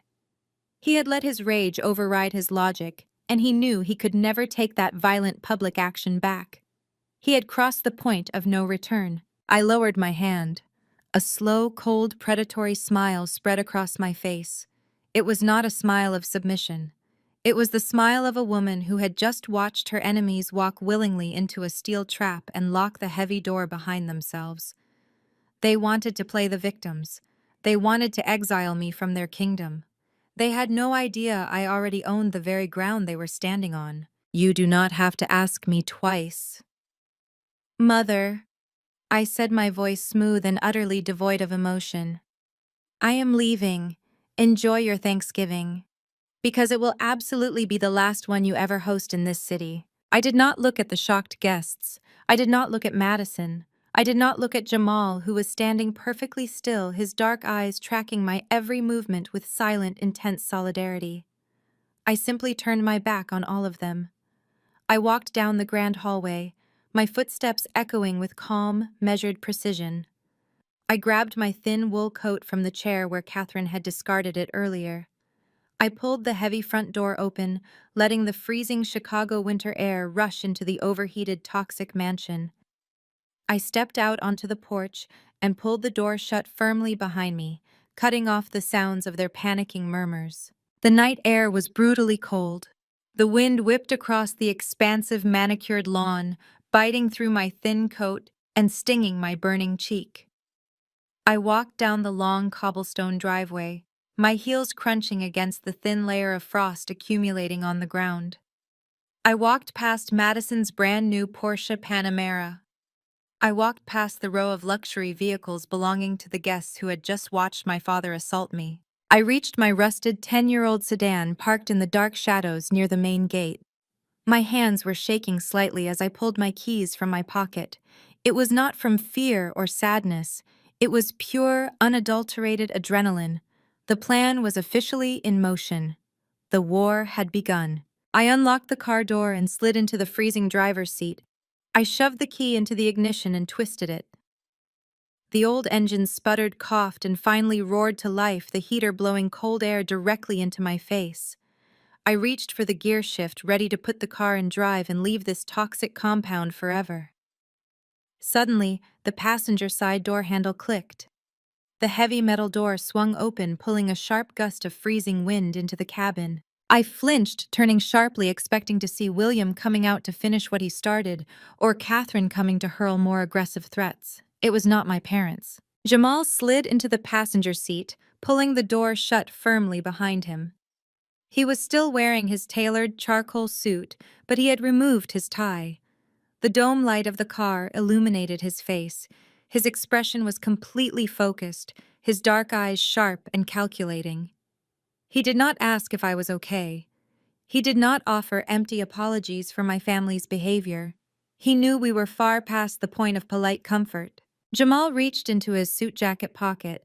He pulled out a small, sleek silver flash drive. The metal gleamed brightly in the dim light of the car cabin. He held it out, extending his hand across the center console toward me. "You were right about the books," Jamal said, his deep, resonant voice filling the quiet space of my battered car. "You were right about all of it. The shell companies, the fake vendor payouts, the embezzled pension funds." I bypassed Williams' home network security. I downloaded the entire raw, unfiltered financial ledger of Apex Distribution. It is all right here. Every single fraudulent transaction they have made for the last decade. I stared at the silver flash drive resting in his palm. The ultimate weapon. The final piece of the puzzle I needed to completely decimate my parents' corporate empire and send them straight to federal prison. I slowly reached out and took the flash drive from his hand. My fingers closed tightly around the cold metal. Jamal looked out the windshield toward the massive glowing mansion in the distance. "Put the car in drive," Rachel Jamal instructed, leaning back against the worn fabric of the passenger seat. "Let us go get a coffee. We have a lot of accounting to do." I shifted the car into drive and pressed my foot hard on the accelerator. The tires spun briefly on the icy cobblestones before catching traction. We sped out of the massive wrought iron gates, leaving the glowing toxic mansion far behind us. The drive into the city was entirely silent. The adrenaline from the confrontation was slowly bleeding out of my system, leaving a cold, throbbing ache across my left cheek, where my father had struck me. We found a 24-hour diner nestled under the rusty tracks of the elevated train line. It was a gritty, neon-lit sanctuary, completely empty, except for a tired waitress wiping down the formica counter. The smell of burnt coffee and harsh industrial bleach filled the air. It was the exact opposite of the luxurious catered dining room we had just fled, and it felt infinitely safer. We slid into a cracked red vinyl booth in the back corner. Jamal ordered a black coffee. I ordered the same. I placed my laptop on the sticky table. Jamal looked at the harsh fluorescent light reflecting off my bruised cheek. "I should have stepped in," Jamal said, his voice heavy with quiet, controlled anger. "I should have broken his jaw the second he raised his hand to you." "No," I said firmly, opening the lid of my laptop. "If you had touched him, they would have called the police. You would have been arrested for assaulting a billionaire in his own home. You did exactly what you needed to do. You secured the data." Jamal took a slow sip of his coffee. "I spent 5 years ignoring the microaggressions, Rachel. I sat at that mahogany table and let William belittle my background. I let Catherine make her subtle racist comments about my upbringing on the South Side. I tolerated it because I loved Madison. I genuinely believed she was different from them. I believed she was just trapped in their orbit." "The golden child is never trapped," I said, my voice flat. "They are the designated heir to the corruption." Jamal nodded, his dark eyes hardening. "Tonight, William told me to remember my place. He called me a low-level paper pusher." And Madison smiled. She defended him. She looked at me like I was a disposable asset. That was my absolute breaking point. "Welcome to the outside," I said, typing in my laptop password. 2 years ago, I was the lead internal auditor. I was running a basic variance analysis on the operational budget. I noticed a massive discrepancy in the employee pension fund. William and Catherine were aggressively skimming the retirement accounts of their oldest warehouse workers. They were funneling the cash to pay for Madison's extravagant trips to Europe and her custom jewelry. When I brought the spreadsheets to them, I expected them to be horrified by the accounting error. Instead, they looked at me with pure disgust. I paused, feeling the familiar burn of betrayal in my chest. "They locked me out of the building that night," I continued. "They wiped my hard drive and fabricated a wire transfer using my administrative credentials. They framed me for stealing $250,000. They told me if I went to the authorities, they would hand the fake evidence to the police. They destroyed my career to protect Madison's shopping habits." Jamal reached into his suit jacket and placed the silver flash drive on the table next to my laptop. "They made a catastrophic miscalculation," Jamal said. "They framed a top-tier supply chain auditor, and they alienated a federal tax attorney. You know the internal operational mechanisms of Apex Distribution. You know exactly how the supply chain is supposed to function and where the logistical bleeding occurs. I know the federal tax code. I know exactly how the IRS tracks offshore asset sheltering and corporate embezzlement. Together we can dismantle this entire empire. Let us get to work," I said. I plugged the silver flash drive into the USB port. A notification popped up on the screen. The drive was loaded with hundreds of gigabytes of raw, unencrypted data. Jamal had completely bypassed William's lazy security protocols and copied the master directory of the Home Office network. I opened the primary financial ledger for the current fiscal year. My eyes scanned the columns of data. As a trained auditor, I did not need a calculator to spot the glaring catastrophic anomalies. The numbers told a horrifying story. Look at this, I said, pointing at the screen. These are the vendor payout logs. Apex Distribution is paying millions of dollars to a logistics firm called Horizon Logistics. But I know for a fact Apex uses an entirely different fleet for their Midwest distribution route. Horizon Logistics does not exist. It is a phantom vendor. Jamal leaned closer to the screen, his eyes tracking the routing numbers attached to the phantom payouts. Copy that routing number and cross-reference it with the banking directory, Jamal instructed. I ran the search. The results populated instantly. The routing number did not belong to a domestic commercial bank. It belonged to an offshore financial institution located in the Cayman Islands. They are not just skimming the pension funds anymore, Jamal said, his voice dropping to a stunned whisper. This is a massive coordinated tax evasion syndicate. William and Catherine are intentionally defaulting on their domestic commercial lease. They are intentionally missing legitimate vendor payments. They are reporting massive operational losses to the IRS to avoid paying corporate taxes. But in reality, they are bleeding all the liquid cash out of Apex Distribution and funneling it into untraceable offshore accounts. I clicked through another folder, pulling up the tax returns from the previous 3 years. They have siphoned at least $12 million into the Cayman accounts, I said, my heart pounding, as the sheer scale of the felony unfolded on the screen. They are bankrupting the company on paper while hoarding the actual cash overseas. They plan to let Apex Distribution collapse under the weight of its own debt, leaving the employees with absolutely nothing. And Madison is the chief financial officer, Jamal said, his jaw clenching. Her signature is on every single one of these fraudulent federal tax returns. She is actively authorizing the transfer of stolen funds to the Cayman Islands. She bought that $120,000 Porsche using the very same corporate credit lines they are claiming are maxed out. We sat in silence for a moment, absorbing the magnitude of the crime. William and Catherine were not just greedy business owners, they were sophisticated criminals running a highly illegal offshore sheltering operation. They had destroyed my life to protect a $12 million tax fraud conspiracy. I continued scrolling through the master directory, clicking past the offshore banking records and the fake operational invoices. Near the very bottom of the directory tree, I noticed a strangely named subfolder. It was hidden inside a redundant file path, clearly designed to be overlooked by a casual glance. What is this? I asked, highlighting the folder.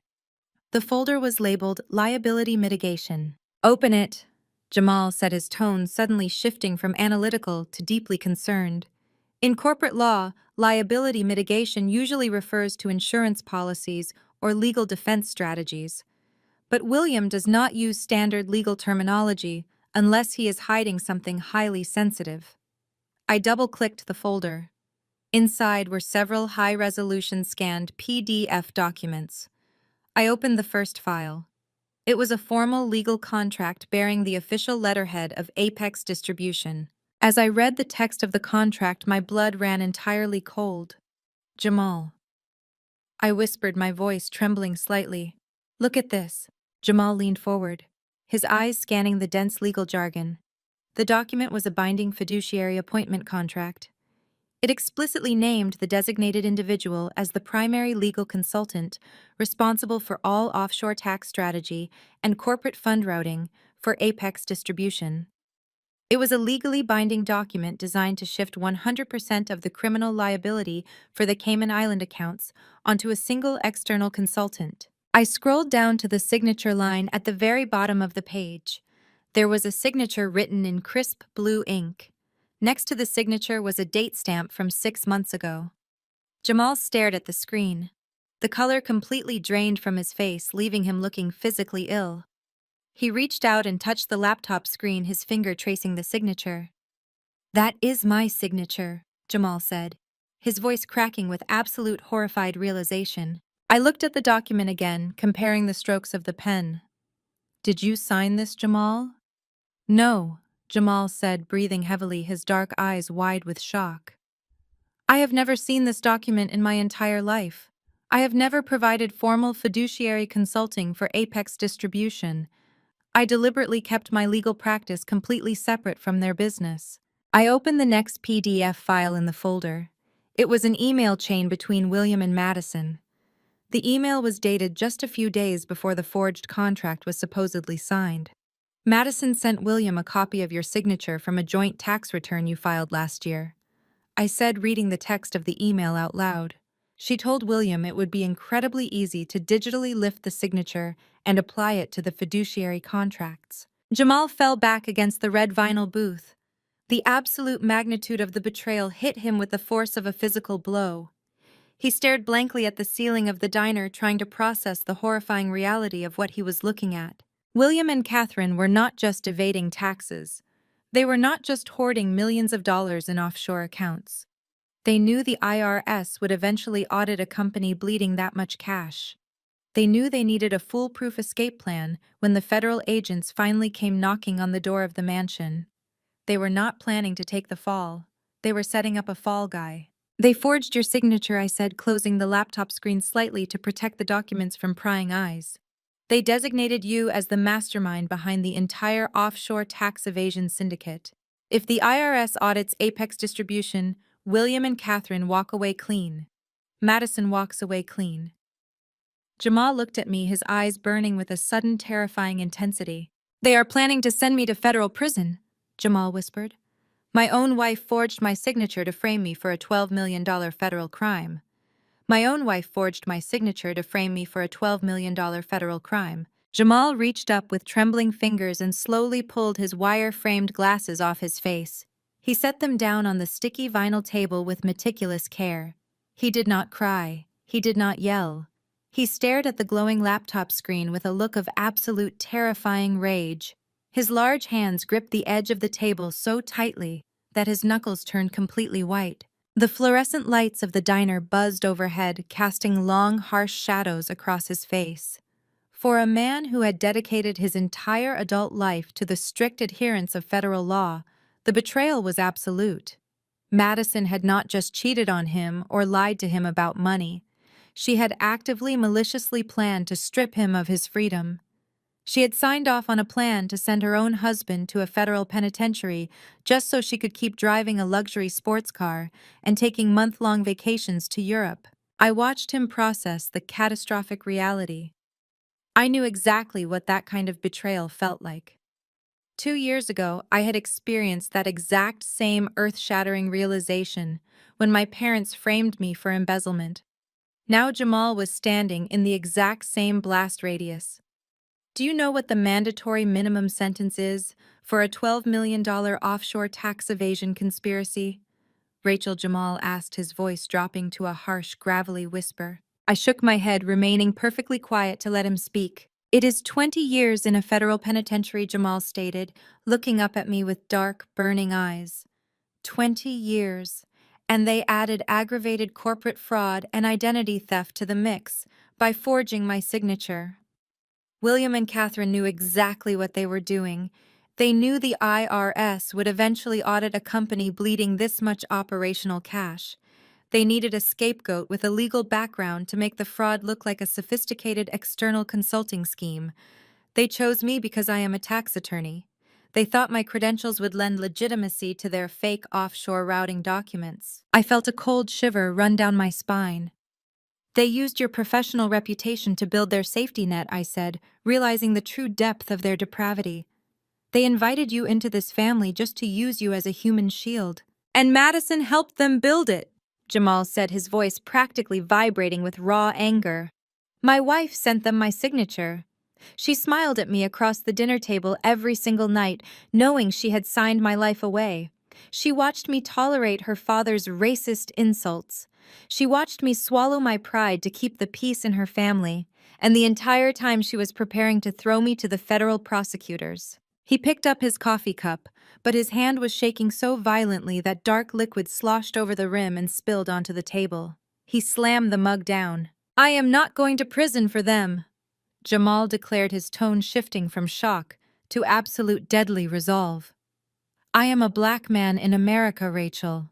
If I walk into a federal courtroom facing $12 million in corporate fraud charges with a forged signature on the dotted line, I will never see the outside of a cell again. They will bury me. William knows that. He is counting on it. He is counting on the justice system to look at a wealthy billionaire patriarch and a working-class black attorney and automatically assign the guilt to me. He is underestimating you, I said, firmly closing the laptop screen just enough to dim the light. He is underestimating both of us. We are not victims, Jamal. We have the master directory. We have the raw, unencrypted data. We have the offshore routing numbers. We have the forged emails proving Madison supplied your signature. We hold every single piece of evidence required to put them away forever. Jamal put his glasses back on. The sharp, analytical focus returned to his eyes instantly. He was no longer a betrayed husband. He was a ruthless federal tax attorney preparing for war. You are absolutely right, Jamal said, pulling his encrypted smartphone from his jacket pocket. We are not going to wait for the IRS to audit them. We are going to hand-deliver the execution order ourselves.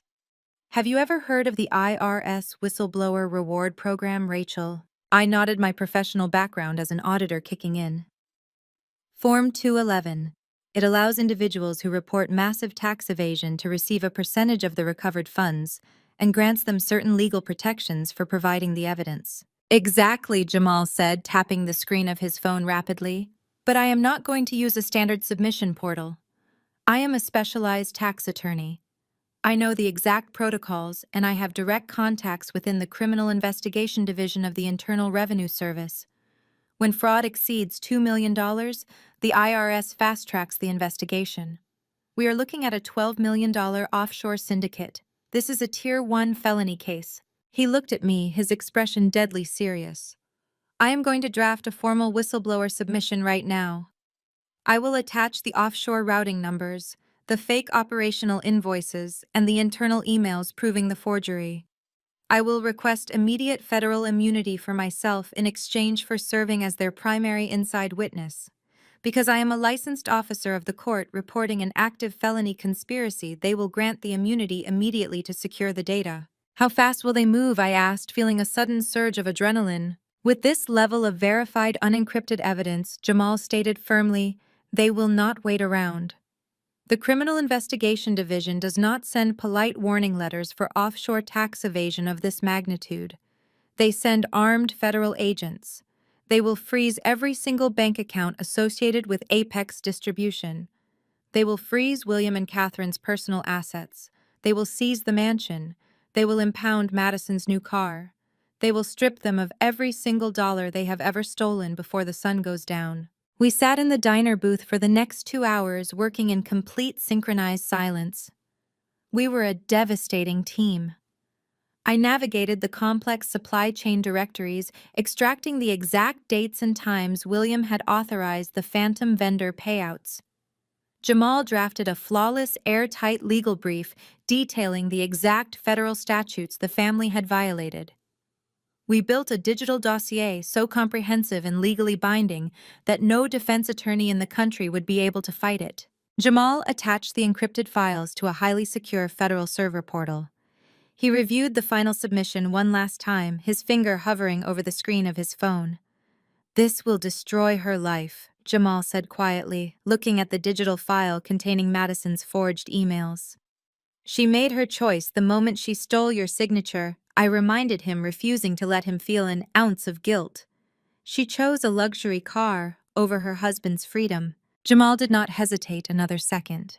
He pressed his finger against the screen and submitted the files directly to the federal authorities. The confirmation message flashed brightly in the dim lighting of the diner. The strike was officially launched. The federal government now held the keys to the Apex distribution empire.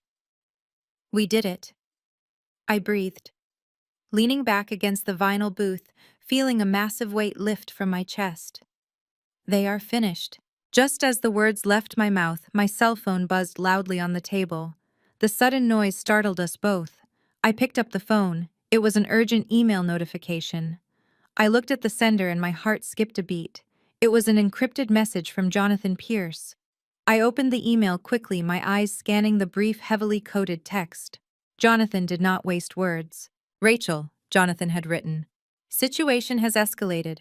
William is panicking. He has found a buyer for the commercial land. The developers are bypassing standard due diligence to secure the zoning rights. William is attempting to illegally push through a fraudulent title transfer tomorrow morning at 10 o'clock sharp. He wants to secure a $15 million cash payout before the banks realize he is insolvent.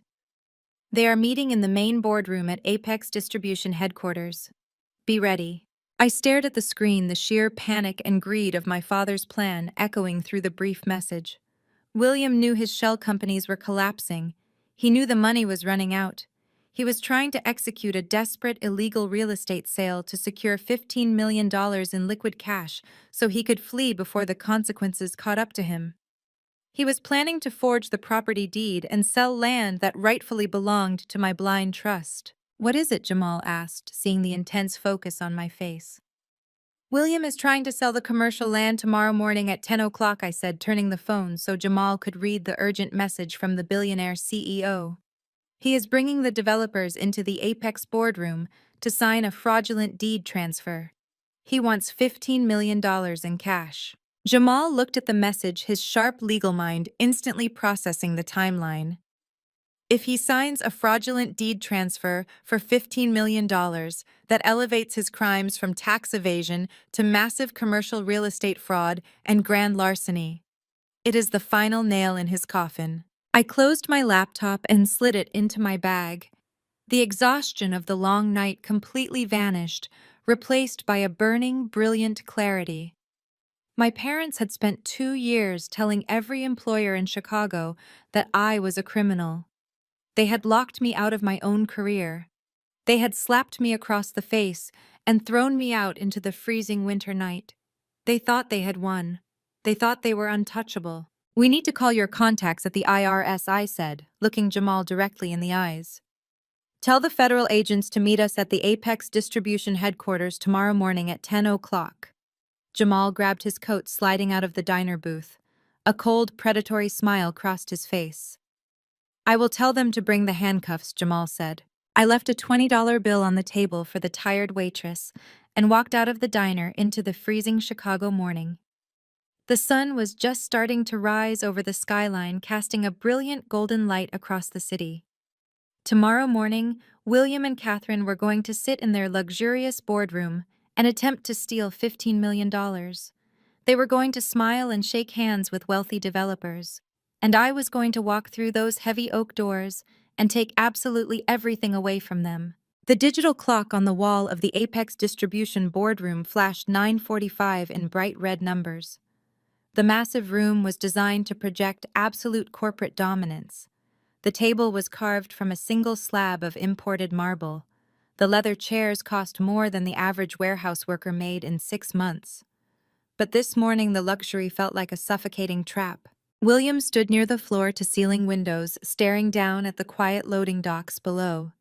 He pulled at the collar of his custom-tailored suit, feeling a cold drop of sweat slide down his spine. The warehouse was terrifyingly silent. The fleet of delivery trucks sat completely empty in the parking lot. The engines were cold. The drivers had not shown up for their morning shifts. They had not shown up because the payroll checks had bounced 48 hours ago. Apex Distribution was completely entirely out of cash. William turned away from the window and paced across the marble floor. His chest was tight with a suffocating panic he was desperately trying to hide.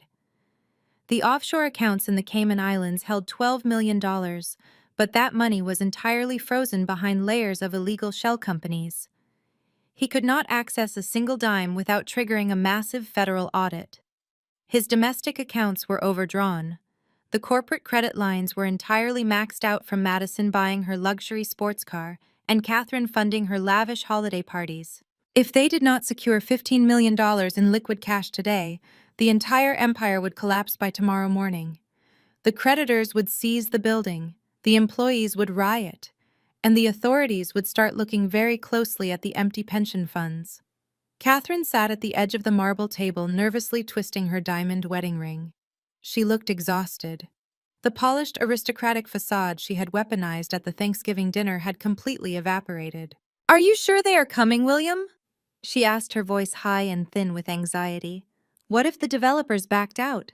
What if they looked too closely at the zoning permits? "They are coming," William snapped, running a hand over his slicked-back hair.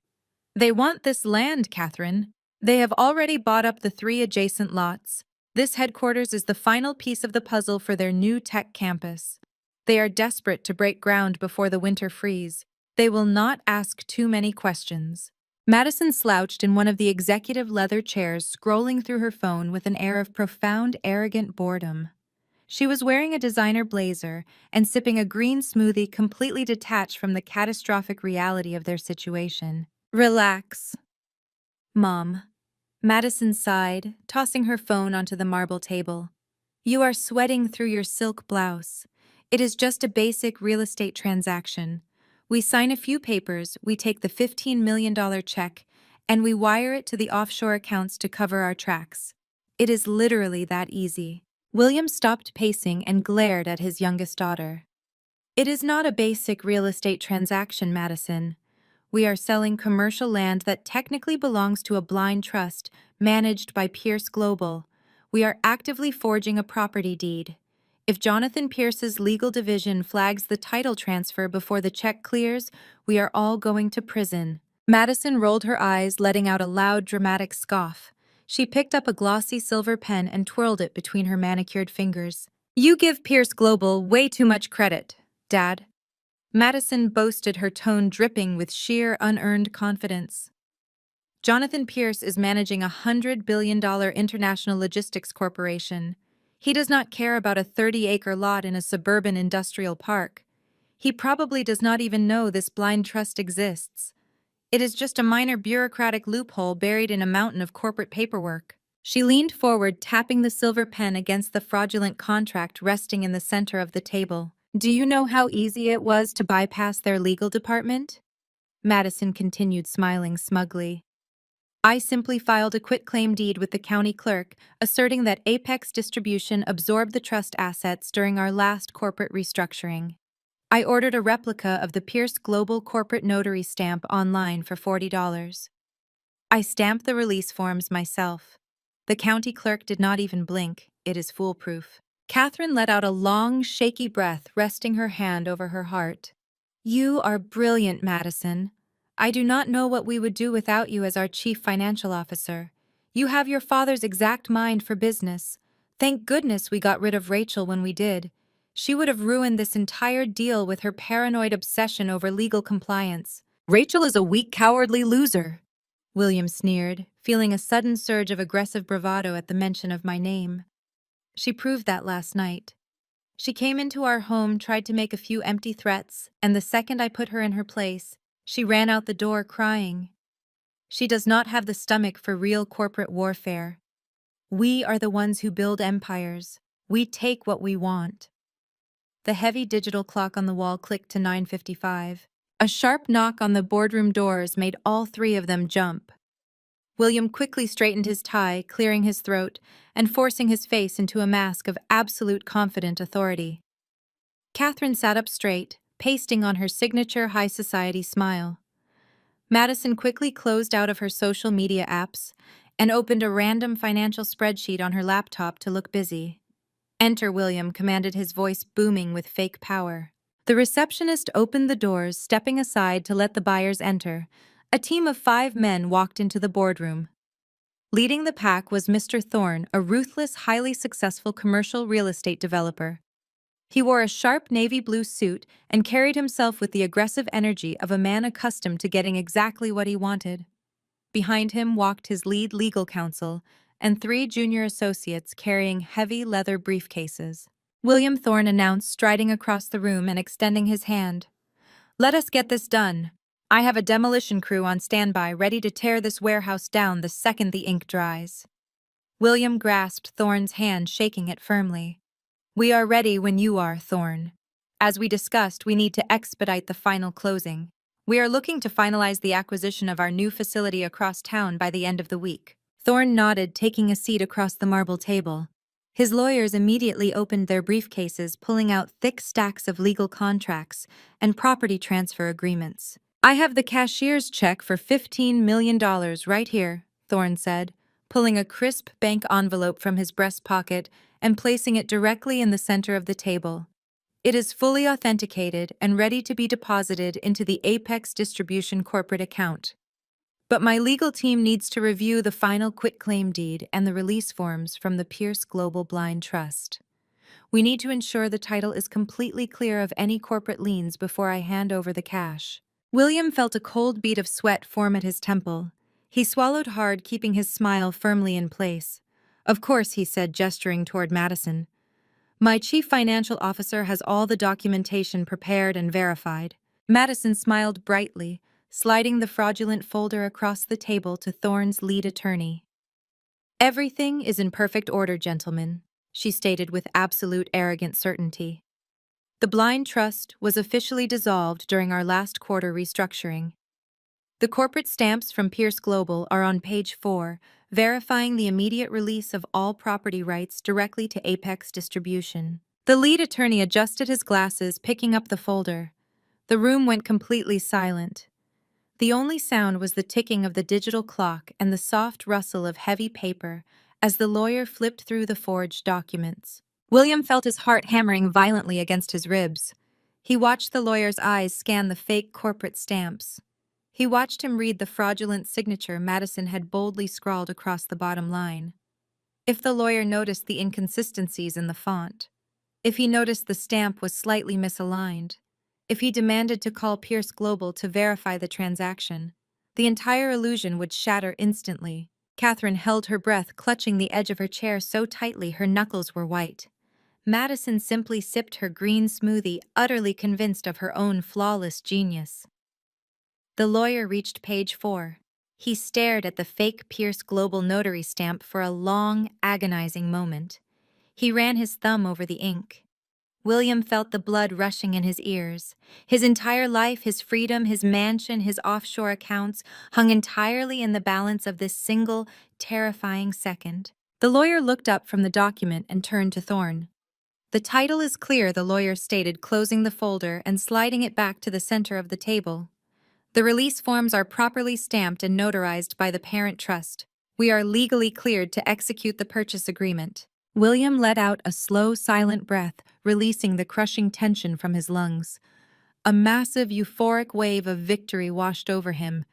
They had done it. They had successfully bypassed the blind trust.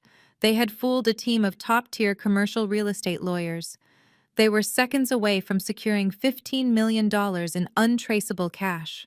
Excellent, Thorne said, pulling the bank envelope forward. He slid the $15 million cashier's check out of the sleeve and placed it on top of the final purchase agreement. Let us sign the paperwork, William. You get your money, and I get my land. William reached into his suit jacket and pulled out his expensive gold-plated fountain pen. He looked at Catherine, who was now beaming with tears of sheer relief shining in her eyes. He looked at Madison, who offered him a smug, victorious wink. They had completely outsmarted the system. They were the masters of the corporate universe. They were completely untouchable. William leaned over the marble table, holding the heavy gold pen.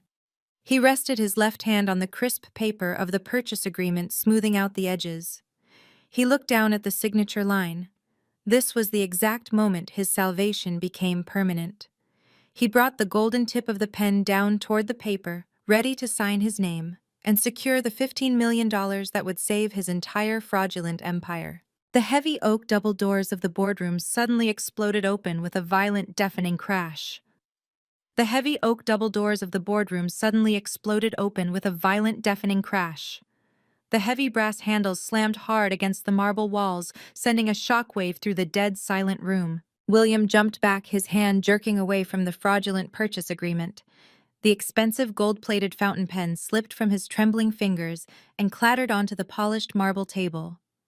It rolled aimlessly, leaving a thin trail of dark black ink across the pristine white surface. I walked through the doorway. I was not wearing the cheap thin wool coat from the night before.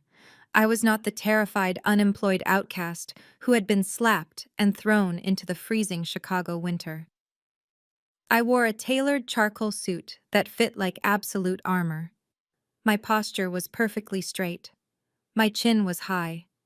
The dark bruise on my left cheekbone where my father had struck me was still faintly visible beneath my makeup, but I wore it not as a badge of victimhood, but as a declaration of war. I was not alone. Flanking me on my right was Jonathan Pierce. The billionaire CEO of Pierce Global strode into the room with the terrifying, effortless authority of a man who owned entire city skylines. He wore a bespoke navy suit, his silver hair perfectly styled, his eyes scanning the boardroom with the clinical detachment of a predator assessing a trapped, desperate meal. Behind us walked a specialized tactical unit of corporate warfare. 4 senior litigators from the Pierce Global Executive Legal Division marched into the room in perfect synchronization. They carried heavy locked leather briefcases and wore expressions of absolute merciless intent. For 3 long, agonizing seconds, nobody in the boardroom moved a single muscle. The commercial developers sat frozen in their leather chairs. Thorne stared at Jonathan Pierce, his eyes wide with sudden, profound confusion. Madison dropped her green smoothie. The plastic cup hit the marble table and tipped over, sending a thick pool of green liquid spilling directly toward the forged release documents. She scrambled frantically to pull the papers away, letting out a high-pitched gasp of panic. Catherine was the first to break the paralyzing silence. "Security." Catherine shrieked, her voice echoing shrilly off the glass windows. "Get corporate security up to the executive floor right this instant." She stood up so fast her heavy chair scraped violently against the floorboards. She pointed a shaking, manicured finger directly at my face, her eyes wide with unhinged fury. "How dare you show your face in this building?" Catherine screamed, spittle flying from her lips. "You are a convicted thief. You are a disgraced criminal. We trespassed you from this property 2 years ago. I want her arrested. Someone call the police and have this ungrateful wretch dragged out of here in handcuffs." The Pierce Global legal team did not even blink at her hysterical outburst. They simply fanned out, spreading across the back wall of the boardroom, effectively blocking the only exit. William finally found his voice. He grabbed the edge of the marble table, trying desperately to anchor himself to reality. He forced his face into a mask of aggressive corporate indignation, trying to salvage the rapidly disintegrating illusion of his authority. "Jonathan Pierce." William barked, projecting his voice from his chest to mask the terrified tremor underneath. "I demand to know the meaning of this unprecedented intrusion. This is a private, closed-door real estate transaction. You have absolutely no legal right to barge into my corporate headquarters. And I am utterly appalled that the CEO of a respected logistics empire would willingly associate with a blacklisted embezzler. That woman is a proven liability. She stole hundreds of thousands of dollars from this very company."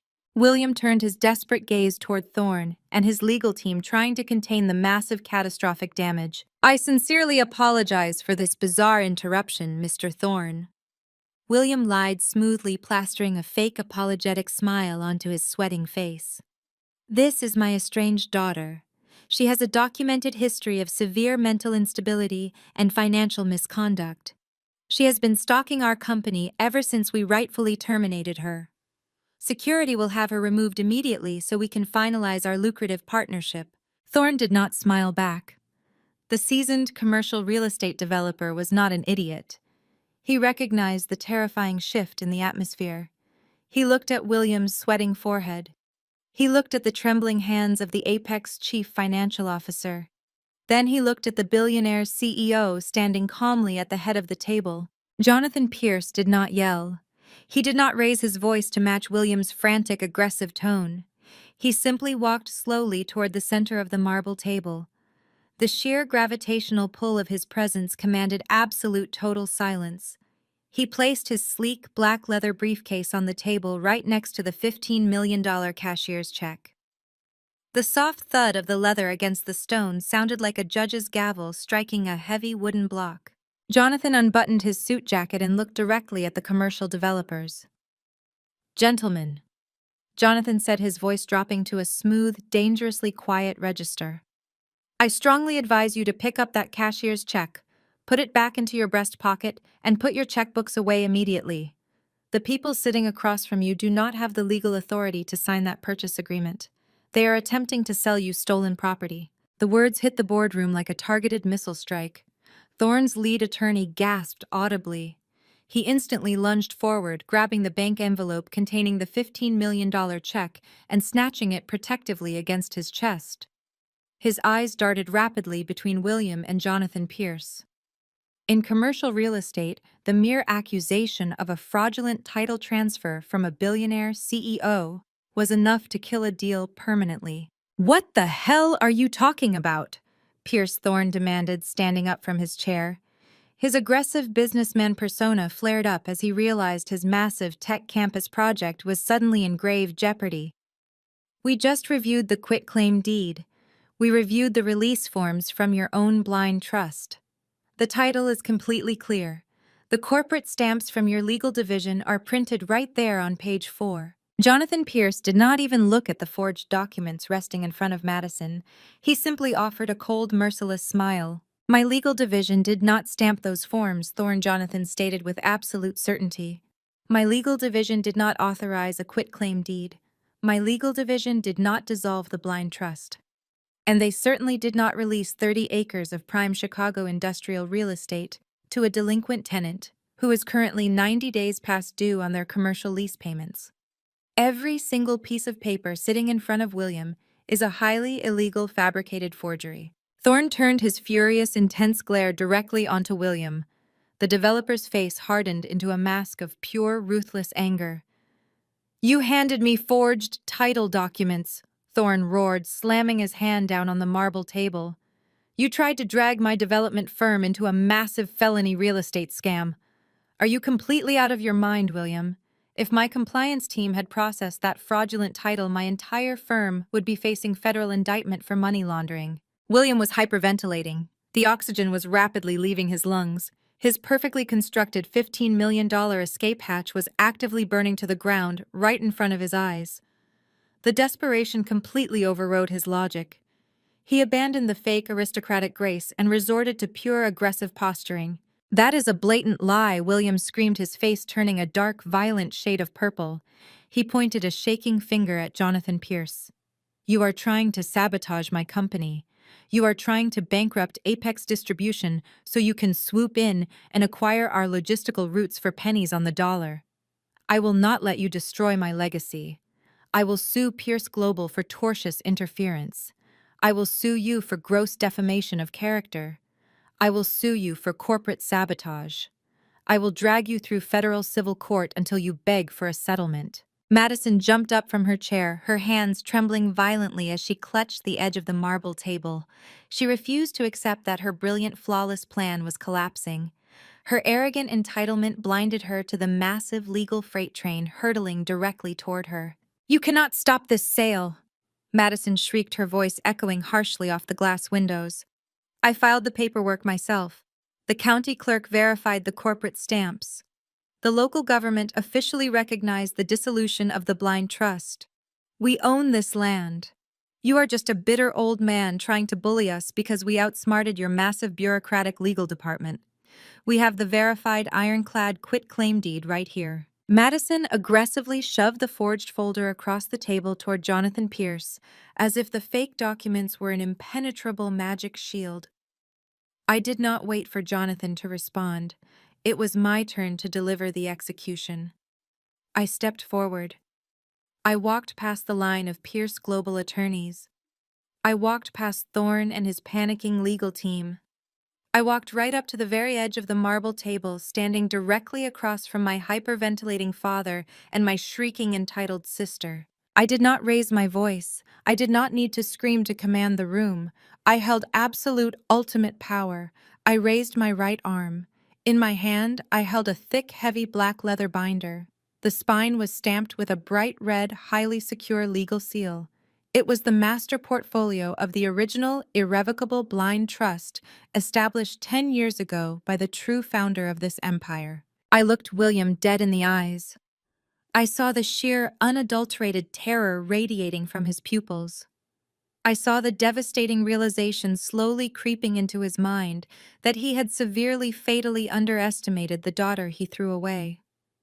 "You do not own this land, Dad," I said, my voice slicing through the chaotic shouting like a finely sharpened blade. I swung my arm down with all my strength. I slammed the heavy red-stamped legal binder onto the polished marble table. The massive binder crashed down directly on top of William's forged purchase agreement and Madison's fake Pierce Global stamps. The loud explosive impact made everyone in the room flinch. I kept my hand pressed firmly against the leather cover of the binder, leaning my weight forward. I stared into my father's terrified soul. And I am not leaving this boardroom until I take absolutely everything away from you. You do not own this building. You do not own the dirt beneath it. You never did. I delivered the words with a calm, icy precision that cut through the heavy air of the boardroom. I watched the absolute terror paralyze my father. His hands remained frozen in the air, hovering uselessly over the forged purchase agreement he had been seconds away from signing.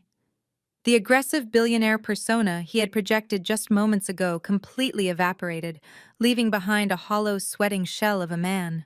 "That is impossible," William stammered, his voice cracking into a high, desperate pitch. He looked frantically at Jonathan Pierce and then back at the red-stamped binder under my hand. "My mother left me this entire enterprise. I have the corporate charters. I have the municipal tax records. I am the sole operational heir of Apex Distribution. You are bluffing. You fabricated a fake portfolio to disrupt my commercial transaction." I did not argue with him. I did not raise my voice to match his panic. I simply opened the heavy leather cover of the binder. I flipped past the notarized title authentications and the federal tax compliance certificates. I found the original heavy parchment document sealed by my grandmother 10 years ago. I slid it out of the protective plastic sleeve and held it up for everyone in the room to see. The vintage corporate letterhead of Apex Distribution sat proudly at the top of the page. "This is the final irrevocable addendum to the last will and testament of Beatrice," I announced, projecting my voice so Thorne and his team of commercial real estate lawyers could hear every single devastating syllable. It was executed, registered, and locked into a high-security federal trust exactly 1 month before her death. I lowered my eyes to the paper and began to read my grandmother's final binding words aloud. "I, Beatrice, being of sound mind and absolute authority over the assets of Apex Distribution, do hereby execute a permanent legal severance of my estate. My son William is greedy, arrogant, and fundamentally lacking in basic corporate discipline. I know with absolute certainty that he will eventually drive the operational side of my company into total bankruptcy. To protect the foundational wealth of this family from his inevitable incompetence, I hereby sever all commercial real estate holdings from the operational business entity." William let out a choked, gasping sound.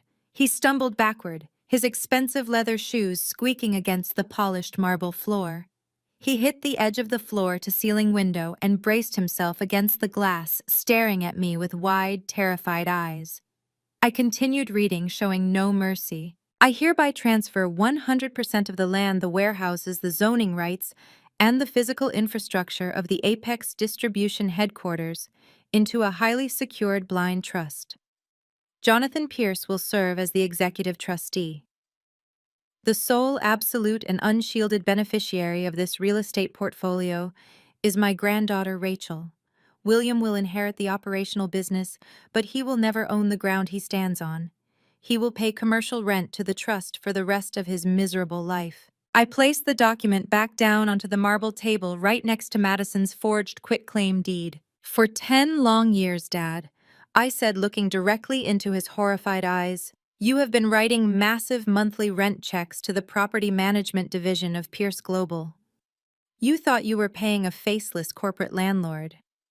You thought you were just dealing with standard commercial overhead. You had absolutely no idea that every single dollar you paid in rent was being filtered through Jonathan Pierce's accounts and deposited directly into a compounding trust bearing my name." Catherine let out a sharp, trembling cry. She covered her mouth with both hands, her diamond rings flashing under the boardroom lights. The reality of the situation was crashing down upon her. The daughter she had starved, the daughter she had blacklisted, the daughter she had thrown out into the freezing Chicago winter, was actually the billionaire landlord of their entire failing empire. But my grandmother's brilliant financial trap was only the first half of the execution. I was not finished. I turned my attention to the stack of bright red delinquency notices sitting inside my binder. I pulled them out and tossed them casually onto the marble table, letting them scatter across William's fraudulent contracts. That brings us to your current catastrophic liquidity crisis, I stated, crossing my arms over my tailored suit. You drained your operational budget to buy Madison a $120,000 Porsche. You drained your reserves to fund luxury vacations and high society holiday parties. Because of your reckless, unchecked greed, Apex Distribution is currently 90 days past due on its commercial lease. I looked at Thorne, the commercial developer, who was watching the scene unfold with a mixture of profound shock and rising fury. They are in default of their master lease agreement, Mr. Thorne, I explained, shifting my gaze back to my sweating father.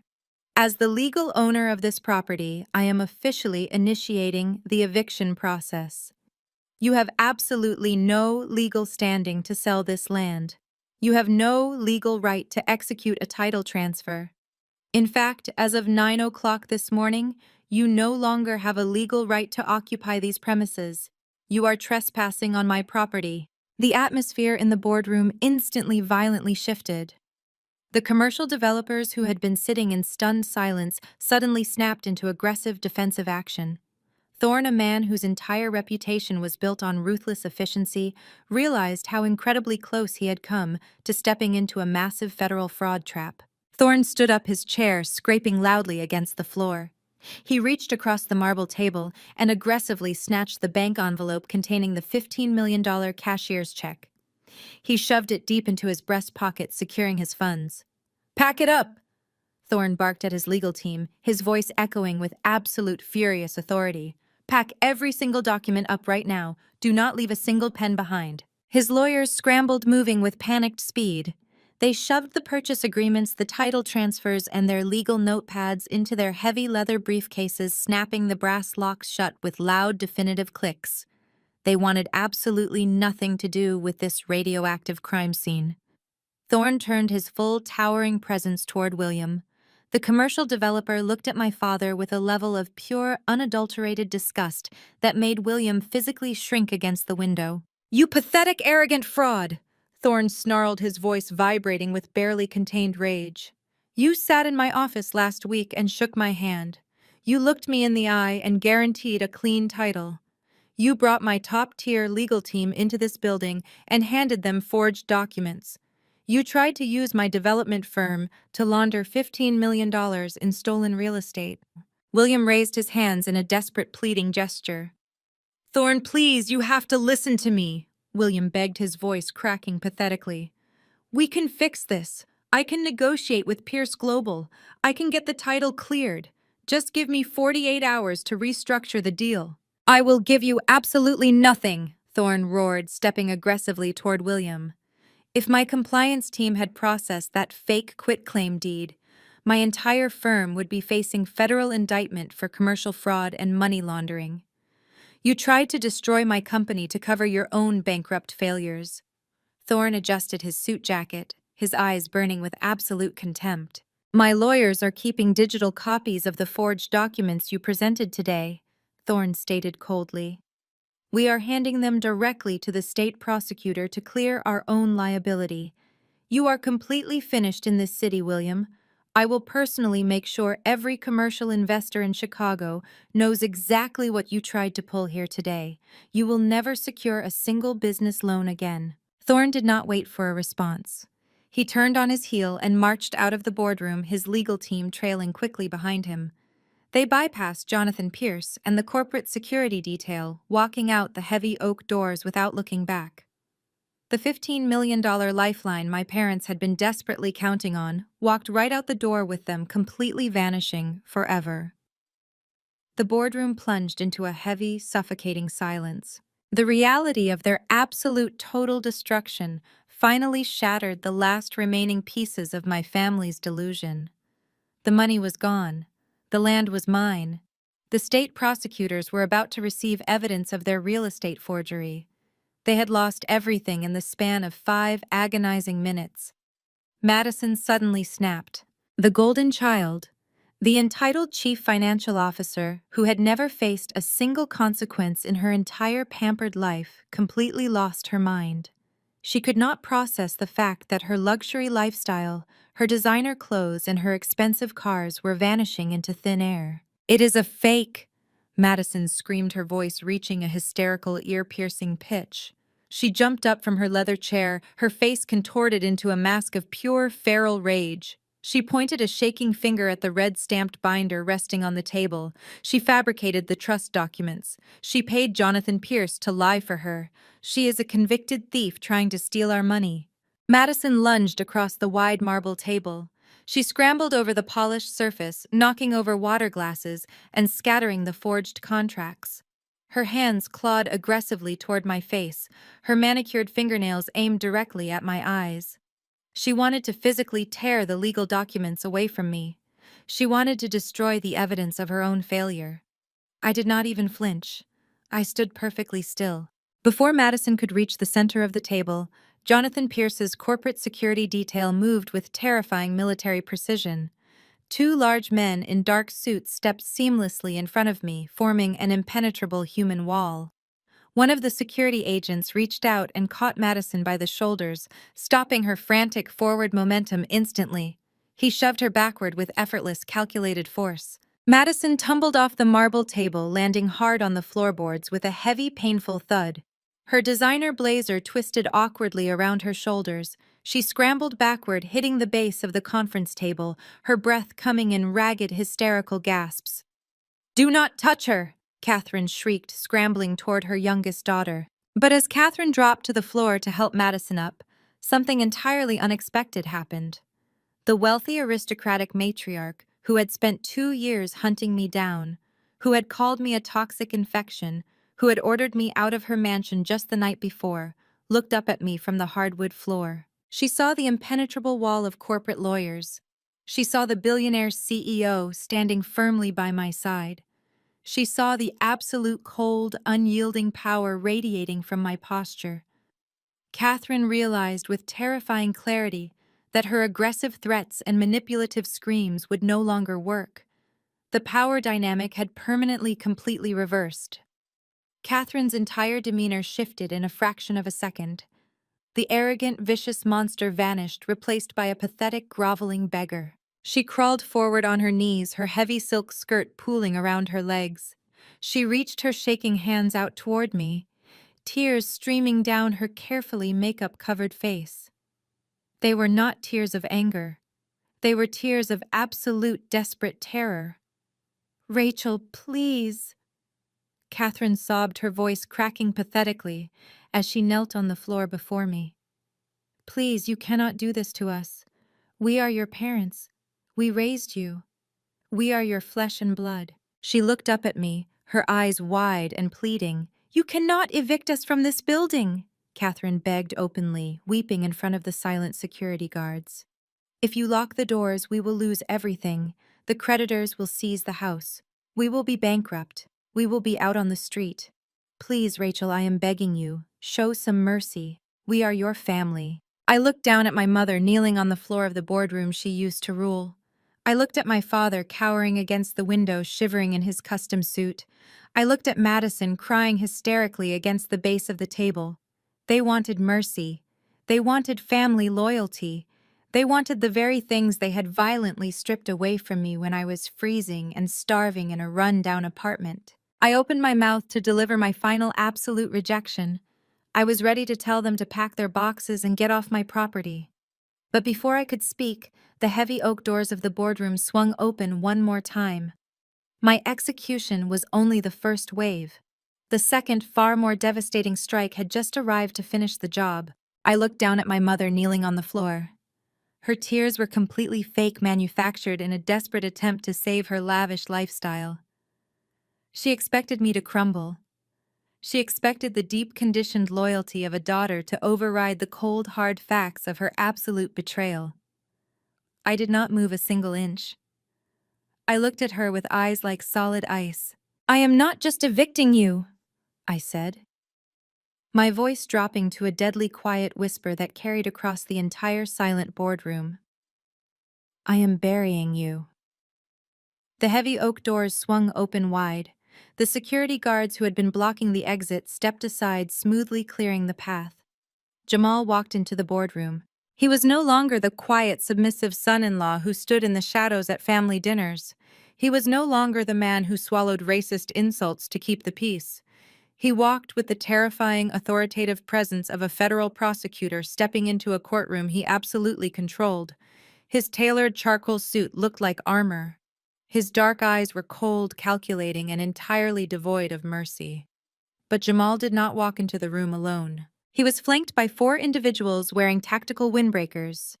The bold yellow letters printed across their chests read IRSCID. The Internal Revenue Service, Criminal Investigation Division, had officially arrived. These were not civil auditors carrying calculators and spreadsheets.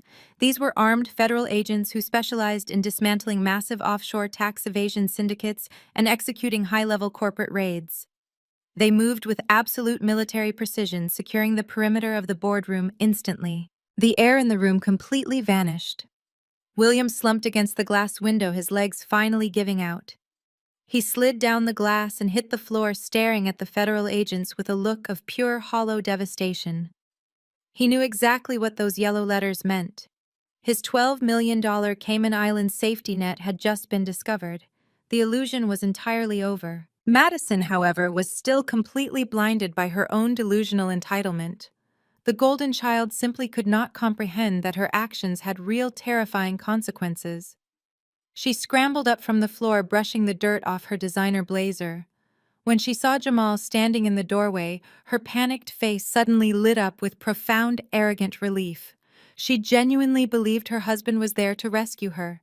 She believed the brilliant tax attorney had arrived to bail her out of the catastrophic mess she had created. "Jamal," she screamed, running across the marble floor toward him. "Thank God you are here. Do you see what is happening? Rachel fabricated some insane legal documents to steal our land, and now these people are trying to harass us. You have to fix this. Use your legal contacts, file an injunction, make them leave my building right now." She reached out to grab his arm, expecting him to pull her into a protective embrace. Jamal stepped back abruptly. He looked at her outstretched hands with absolute profound disgust, as if she were covered in a toxic radioactive substance. He did not yell. He did not raise his voice.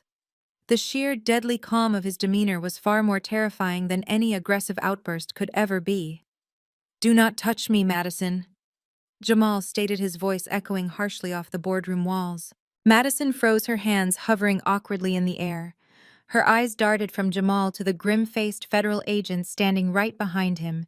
The arrogant relief began to drain from her face, replaced by a sudden creeping terror.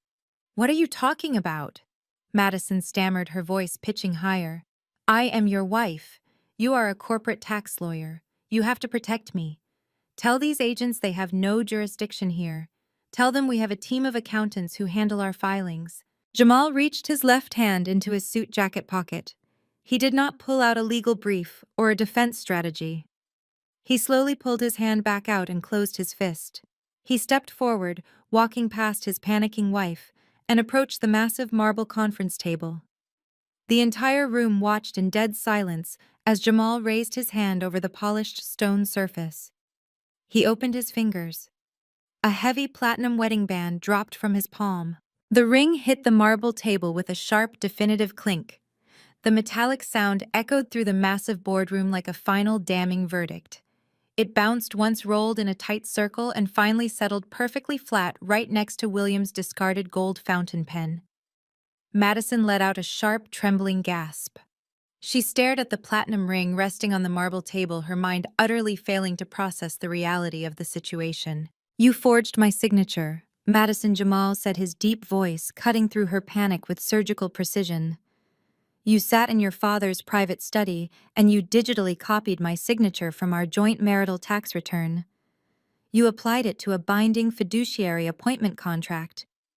You officially designated me as the primary legal consultant responsible for all offshore tax strategy and corporate fund routing for Apex Distribution." William let out a miserable groaning sound from his spot on the floor. Catherine buried her face in her hands, sobbing loudly. They knew they had been caught. They knew the paper trail was absolutely undeniable. You plan to use my professional credentials to legitimize your fraudulent $12 million tax evasion syndicate? Jamal continued, taking a slow, deliberate step toward his wife. You knew the IRS would eventually audit a company bleeding this much operational cash. You needed a highly qualified scapegoat to take the fall when the federal investigators finally started looking at the missing pension funds. You planned to hand those forged contracts to the authorities and send your own husband to a federal penitentiary for 20 years, just so you could keep driving your $120,000 sports car. I did not know what those papers meant, Madison shrieked, stepping backward until her back hit the wall. She was openly weeping now, her mascara running down her cheeks. Dad told me it was just standard compliance paperwork. He said it was just a bureaucratic formality. I never meant to hurt you, Jamal. You have to believe me. I am your wife. I love you. You do not love anyone, Madison. Jamal stated, his expression remaining entirely cold. You love luxury cars. You love designer clothes. You love the fake status your parents bought for you with stolen money. Last night I stood in your hallway and listened to your father call me a low-level paper pusher. I listened to him mock my background. I listened to him disrespect my entire existence. And you smiled. You told me to remember my place. You told me to stop complaining and go get a drink. Jamal shook his head, a look of absolute finality settling over his sharp features. You told me to remember my place, Jamal repeated softly. So I did. I remembered that I am an officer of the court. I remembered that I am a highly trained federal tax attorney who knows exactly how to track illegal offshore wire transfers. I remembered that I have direct contacts within the Internal Revenue Service Criminal Investigation Division. Madison's knees buckled slightly. She grabbed the edge of the nearest leather chair to keep herself from collapsing to the floor. The full, devastating weight of what her husband had done was finally crashing down upon her. I left your lavish holiday party, Madison Jamal said, his voice ringing with absolute, undeniable authority. I went straight to the federal authorities. As a licensed attorney reporting an active Tier 1 felony conspiracy, I utilized the IRS whistleblower reward program. I handed over every single encrypted financial file from your father's unsecured home network. I handed over the fake operational invoices, the offshore routing numbers to the Cayman Islands, and the internal emails proving you explicitly planned to forge my signature. The lead IRS agent stepped forward, his hand resting casually near his utility belt. He looked at William and Catherine on the floor and then turned his stern gaze toward Madison. We have already secured federal warrants for every single asset attached to this corporation.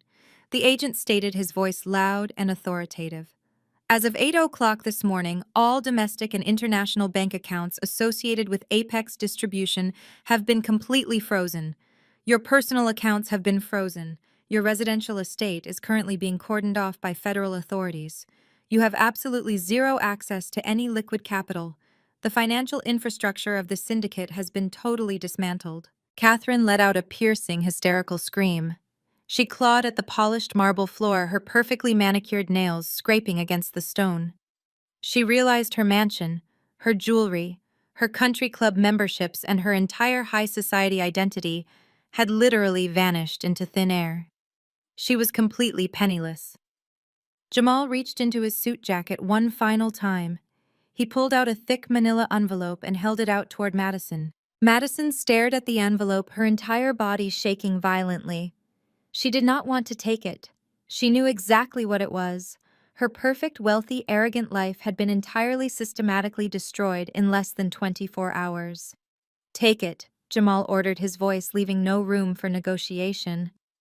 Madison slowly raised her trembling hand and took the manila envelope from his grasp. She clutched it against her chest, sobbing uncontrollably. Those are your divorce papers, Jamal said, adjusting the cuffs of his tailored suit. I have already filed them with the county clerk. I am officially severing all legal and financial ties to you and this entirely corrupt family. I have secured full federal immunity for my cooperation in this investigation. You, however, do not have immunity.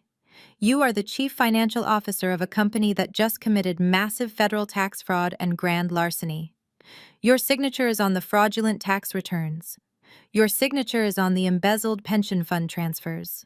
Jamal looked at her one last time, all the warmth, all the love, all the loyalty completely drained from his eyes. Have fun in federal prison, CFO, Jamal said. CFO. He turned his back on her and walked away from the terrified, sobbing wreck of the woman he used to love.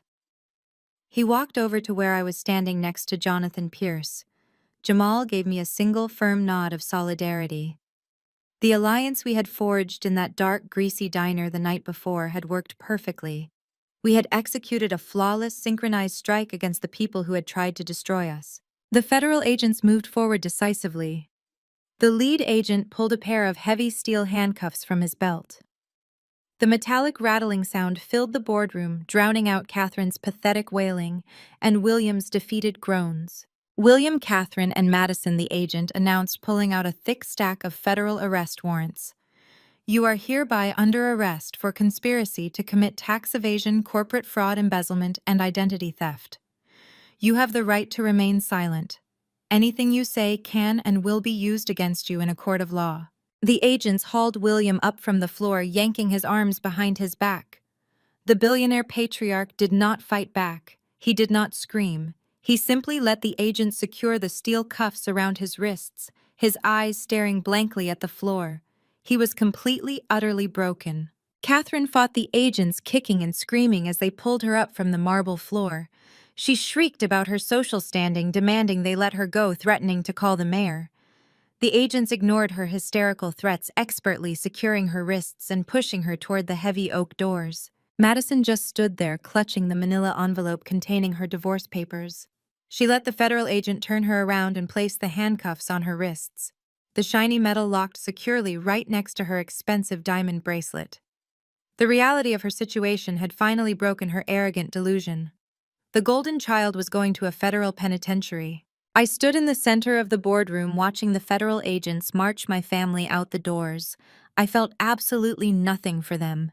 The deep, painful wounds they had inflicted on me over the years, the blacklisting, the starvation, the physical assault were finally completely healed. I had taken back my life. I had taken back my power. I had buried them. And the best part was that I was just getting started. The federal agents did not treat my family with the gentle, aristocratic respect they were accustomed to receiving. When Madison tried to pull away, clutching her designer handbag against her chest, the female IRS agent stepped in with swift, uncompromising authority. The agent grabbed the expensive leather handle and yanked the bag out of Madison's desperate grip. The bag was immediately dropped into a heavy plastic evidence sack and sealed with a bright red federal tag. Madison broke down, sobbing uncontrollably. Her knees buckled under the weight of her reality. She was no longer a wealthy corporate executive. She was a federal suspect being stripped of her stolen armor. William watched his golden child collapse. The sight finally shattered the last remaining fragment of his ego. He turned his head, looking back over his shoulder as the agents shoved him toward the heavy oak doors of the boardroom. His eyes locked onto mine. The arrogance, the booming voice, the billionaire facade were entirely gone. He was nothing but a terrified old man facing the absolute ruin he had created. "Rachel, please." William begged, his voice cracking as he strained against the steel handcuffs. "You have to stop this. You are my daughter. You can talk to Pierce. You can talk to the authorities. Tell them we can make a deal. We can give you the operational business. We can give you everything. Just call them off, Rachel. Please do not let them do this to your own family." I stood beside Jonathan Pierce, my posture perfectly rigid, my expression carved from solid ice. I looked at the man who had slapped me across the face less than 12 hours ago. I looked at the man who had actively hunted down my job applications and starved me to protect his own greed. I took a slow, deliberate breath. I made sure my voice was loud enough for every single person in the boardroom to hear. "To whom it may concern," I stated, quoting the exact email he had used to destroy my life. "My parents are thieves. Do not hire them." William let out a wretched, sobbing gasp. It was the sound of total, ultimate defeat. The federal agents pushed him forward, forcing him out of the boardroom and down the long corridor. Catherine followed behind him, wailing hysterically about her ruined reputation. Madison trailed at the back, clutching her empty, handcuffed wrists. The heavy boardroom doors swung shut behind them, sealing their fate and silencing their pathetic cries forever. 1 month later, the toxic empire of Apex Distribution was completely officially eradicated from the Chicago Business Registry. The speed of the federal investigation was breathtaking. Armed with Jamal's immaculate, unencrypted data, the IRS Criminal Investigation Division froze every single domestic and offshore account tied to the family. The sprawling suburban mansion in Oak Brook was seized by the federal government. The luxury cars were impounded and auctioned off to pay the massive restitution fines. William, Catherine, and Madison were denied bail due to the severe flight risk posed by their Cayman Island connections. They sat in federal holding cells awaiting a trial they had absolutely no hope of winning. With the operational entity completely bankrupt and seized by federal authorities, I finally took total unshielded control of my inheritance. The 30 acres of prime commercial real estate belonged exclusively to me. I did not sell the land to the commercial developers. I did not take a quick cash payout. I had a much larger, much more ambitious vision. I utilized the massive capital reserves sitting inside my blind trust to completely renovate and modernize the warehouses. I stripped away the outdated, failing infrastructure my father had neglected for years. In its place, I built a state-of-the-art, highly automated supply chain hub. I founded my own independent corporation, naming it Vanguard Logistics. I was no longer just an internal auditor or a mid-level analyst begging for an interview. I was the founder and chief executive officer of a multi-million-dollar enterprise. Jonathan Pierce did not just serve as my former trustee. He became my most powerful strategic partner. Pierce Global possessed a massive international shipping network, but they needed a modernized, centralized distribution hub in the Midwest to streamline their ground operations. Vanguard Logistics provided the exact infrastructure they required. We executed an exclusive, highly lucrative partnership agreement. I integrated my newly renovated warehouses directly into the Pierce Global supply chain network. The merger of our assets instantly elevated my new firm into the top tier of the Chicago logistics industry. My revenue projections for the first quarter alone surpassed what my father had managed to generate in 5 years. I stood in my new executive suite on the top floor of the newly rebranded Vanguard Logistics headquarters. The office was designed to my exact specifications: sleek, modern glass walls, minimal metallic accents, and a massive mahogany desk that commanded the room. It was a space built on competence and integrity, not inherited arrogance. A soft knock sounded at the glass door. Jamal walked into my office. He looked completely different from the quiet, suppressed man I had known for the past 2 years. He wore a sharp, tailored navy blue suit, but the heavy, suffocating tension he always carried around my family was entirely gone.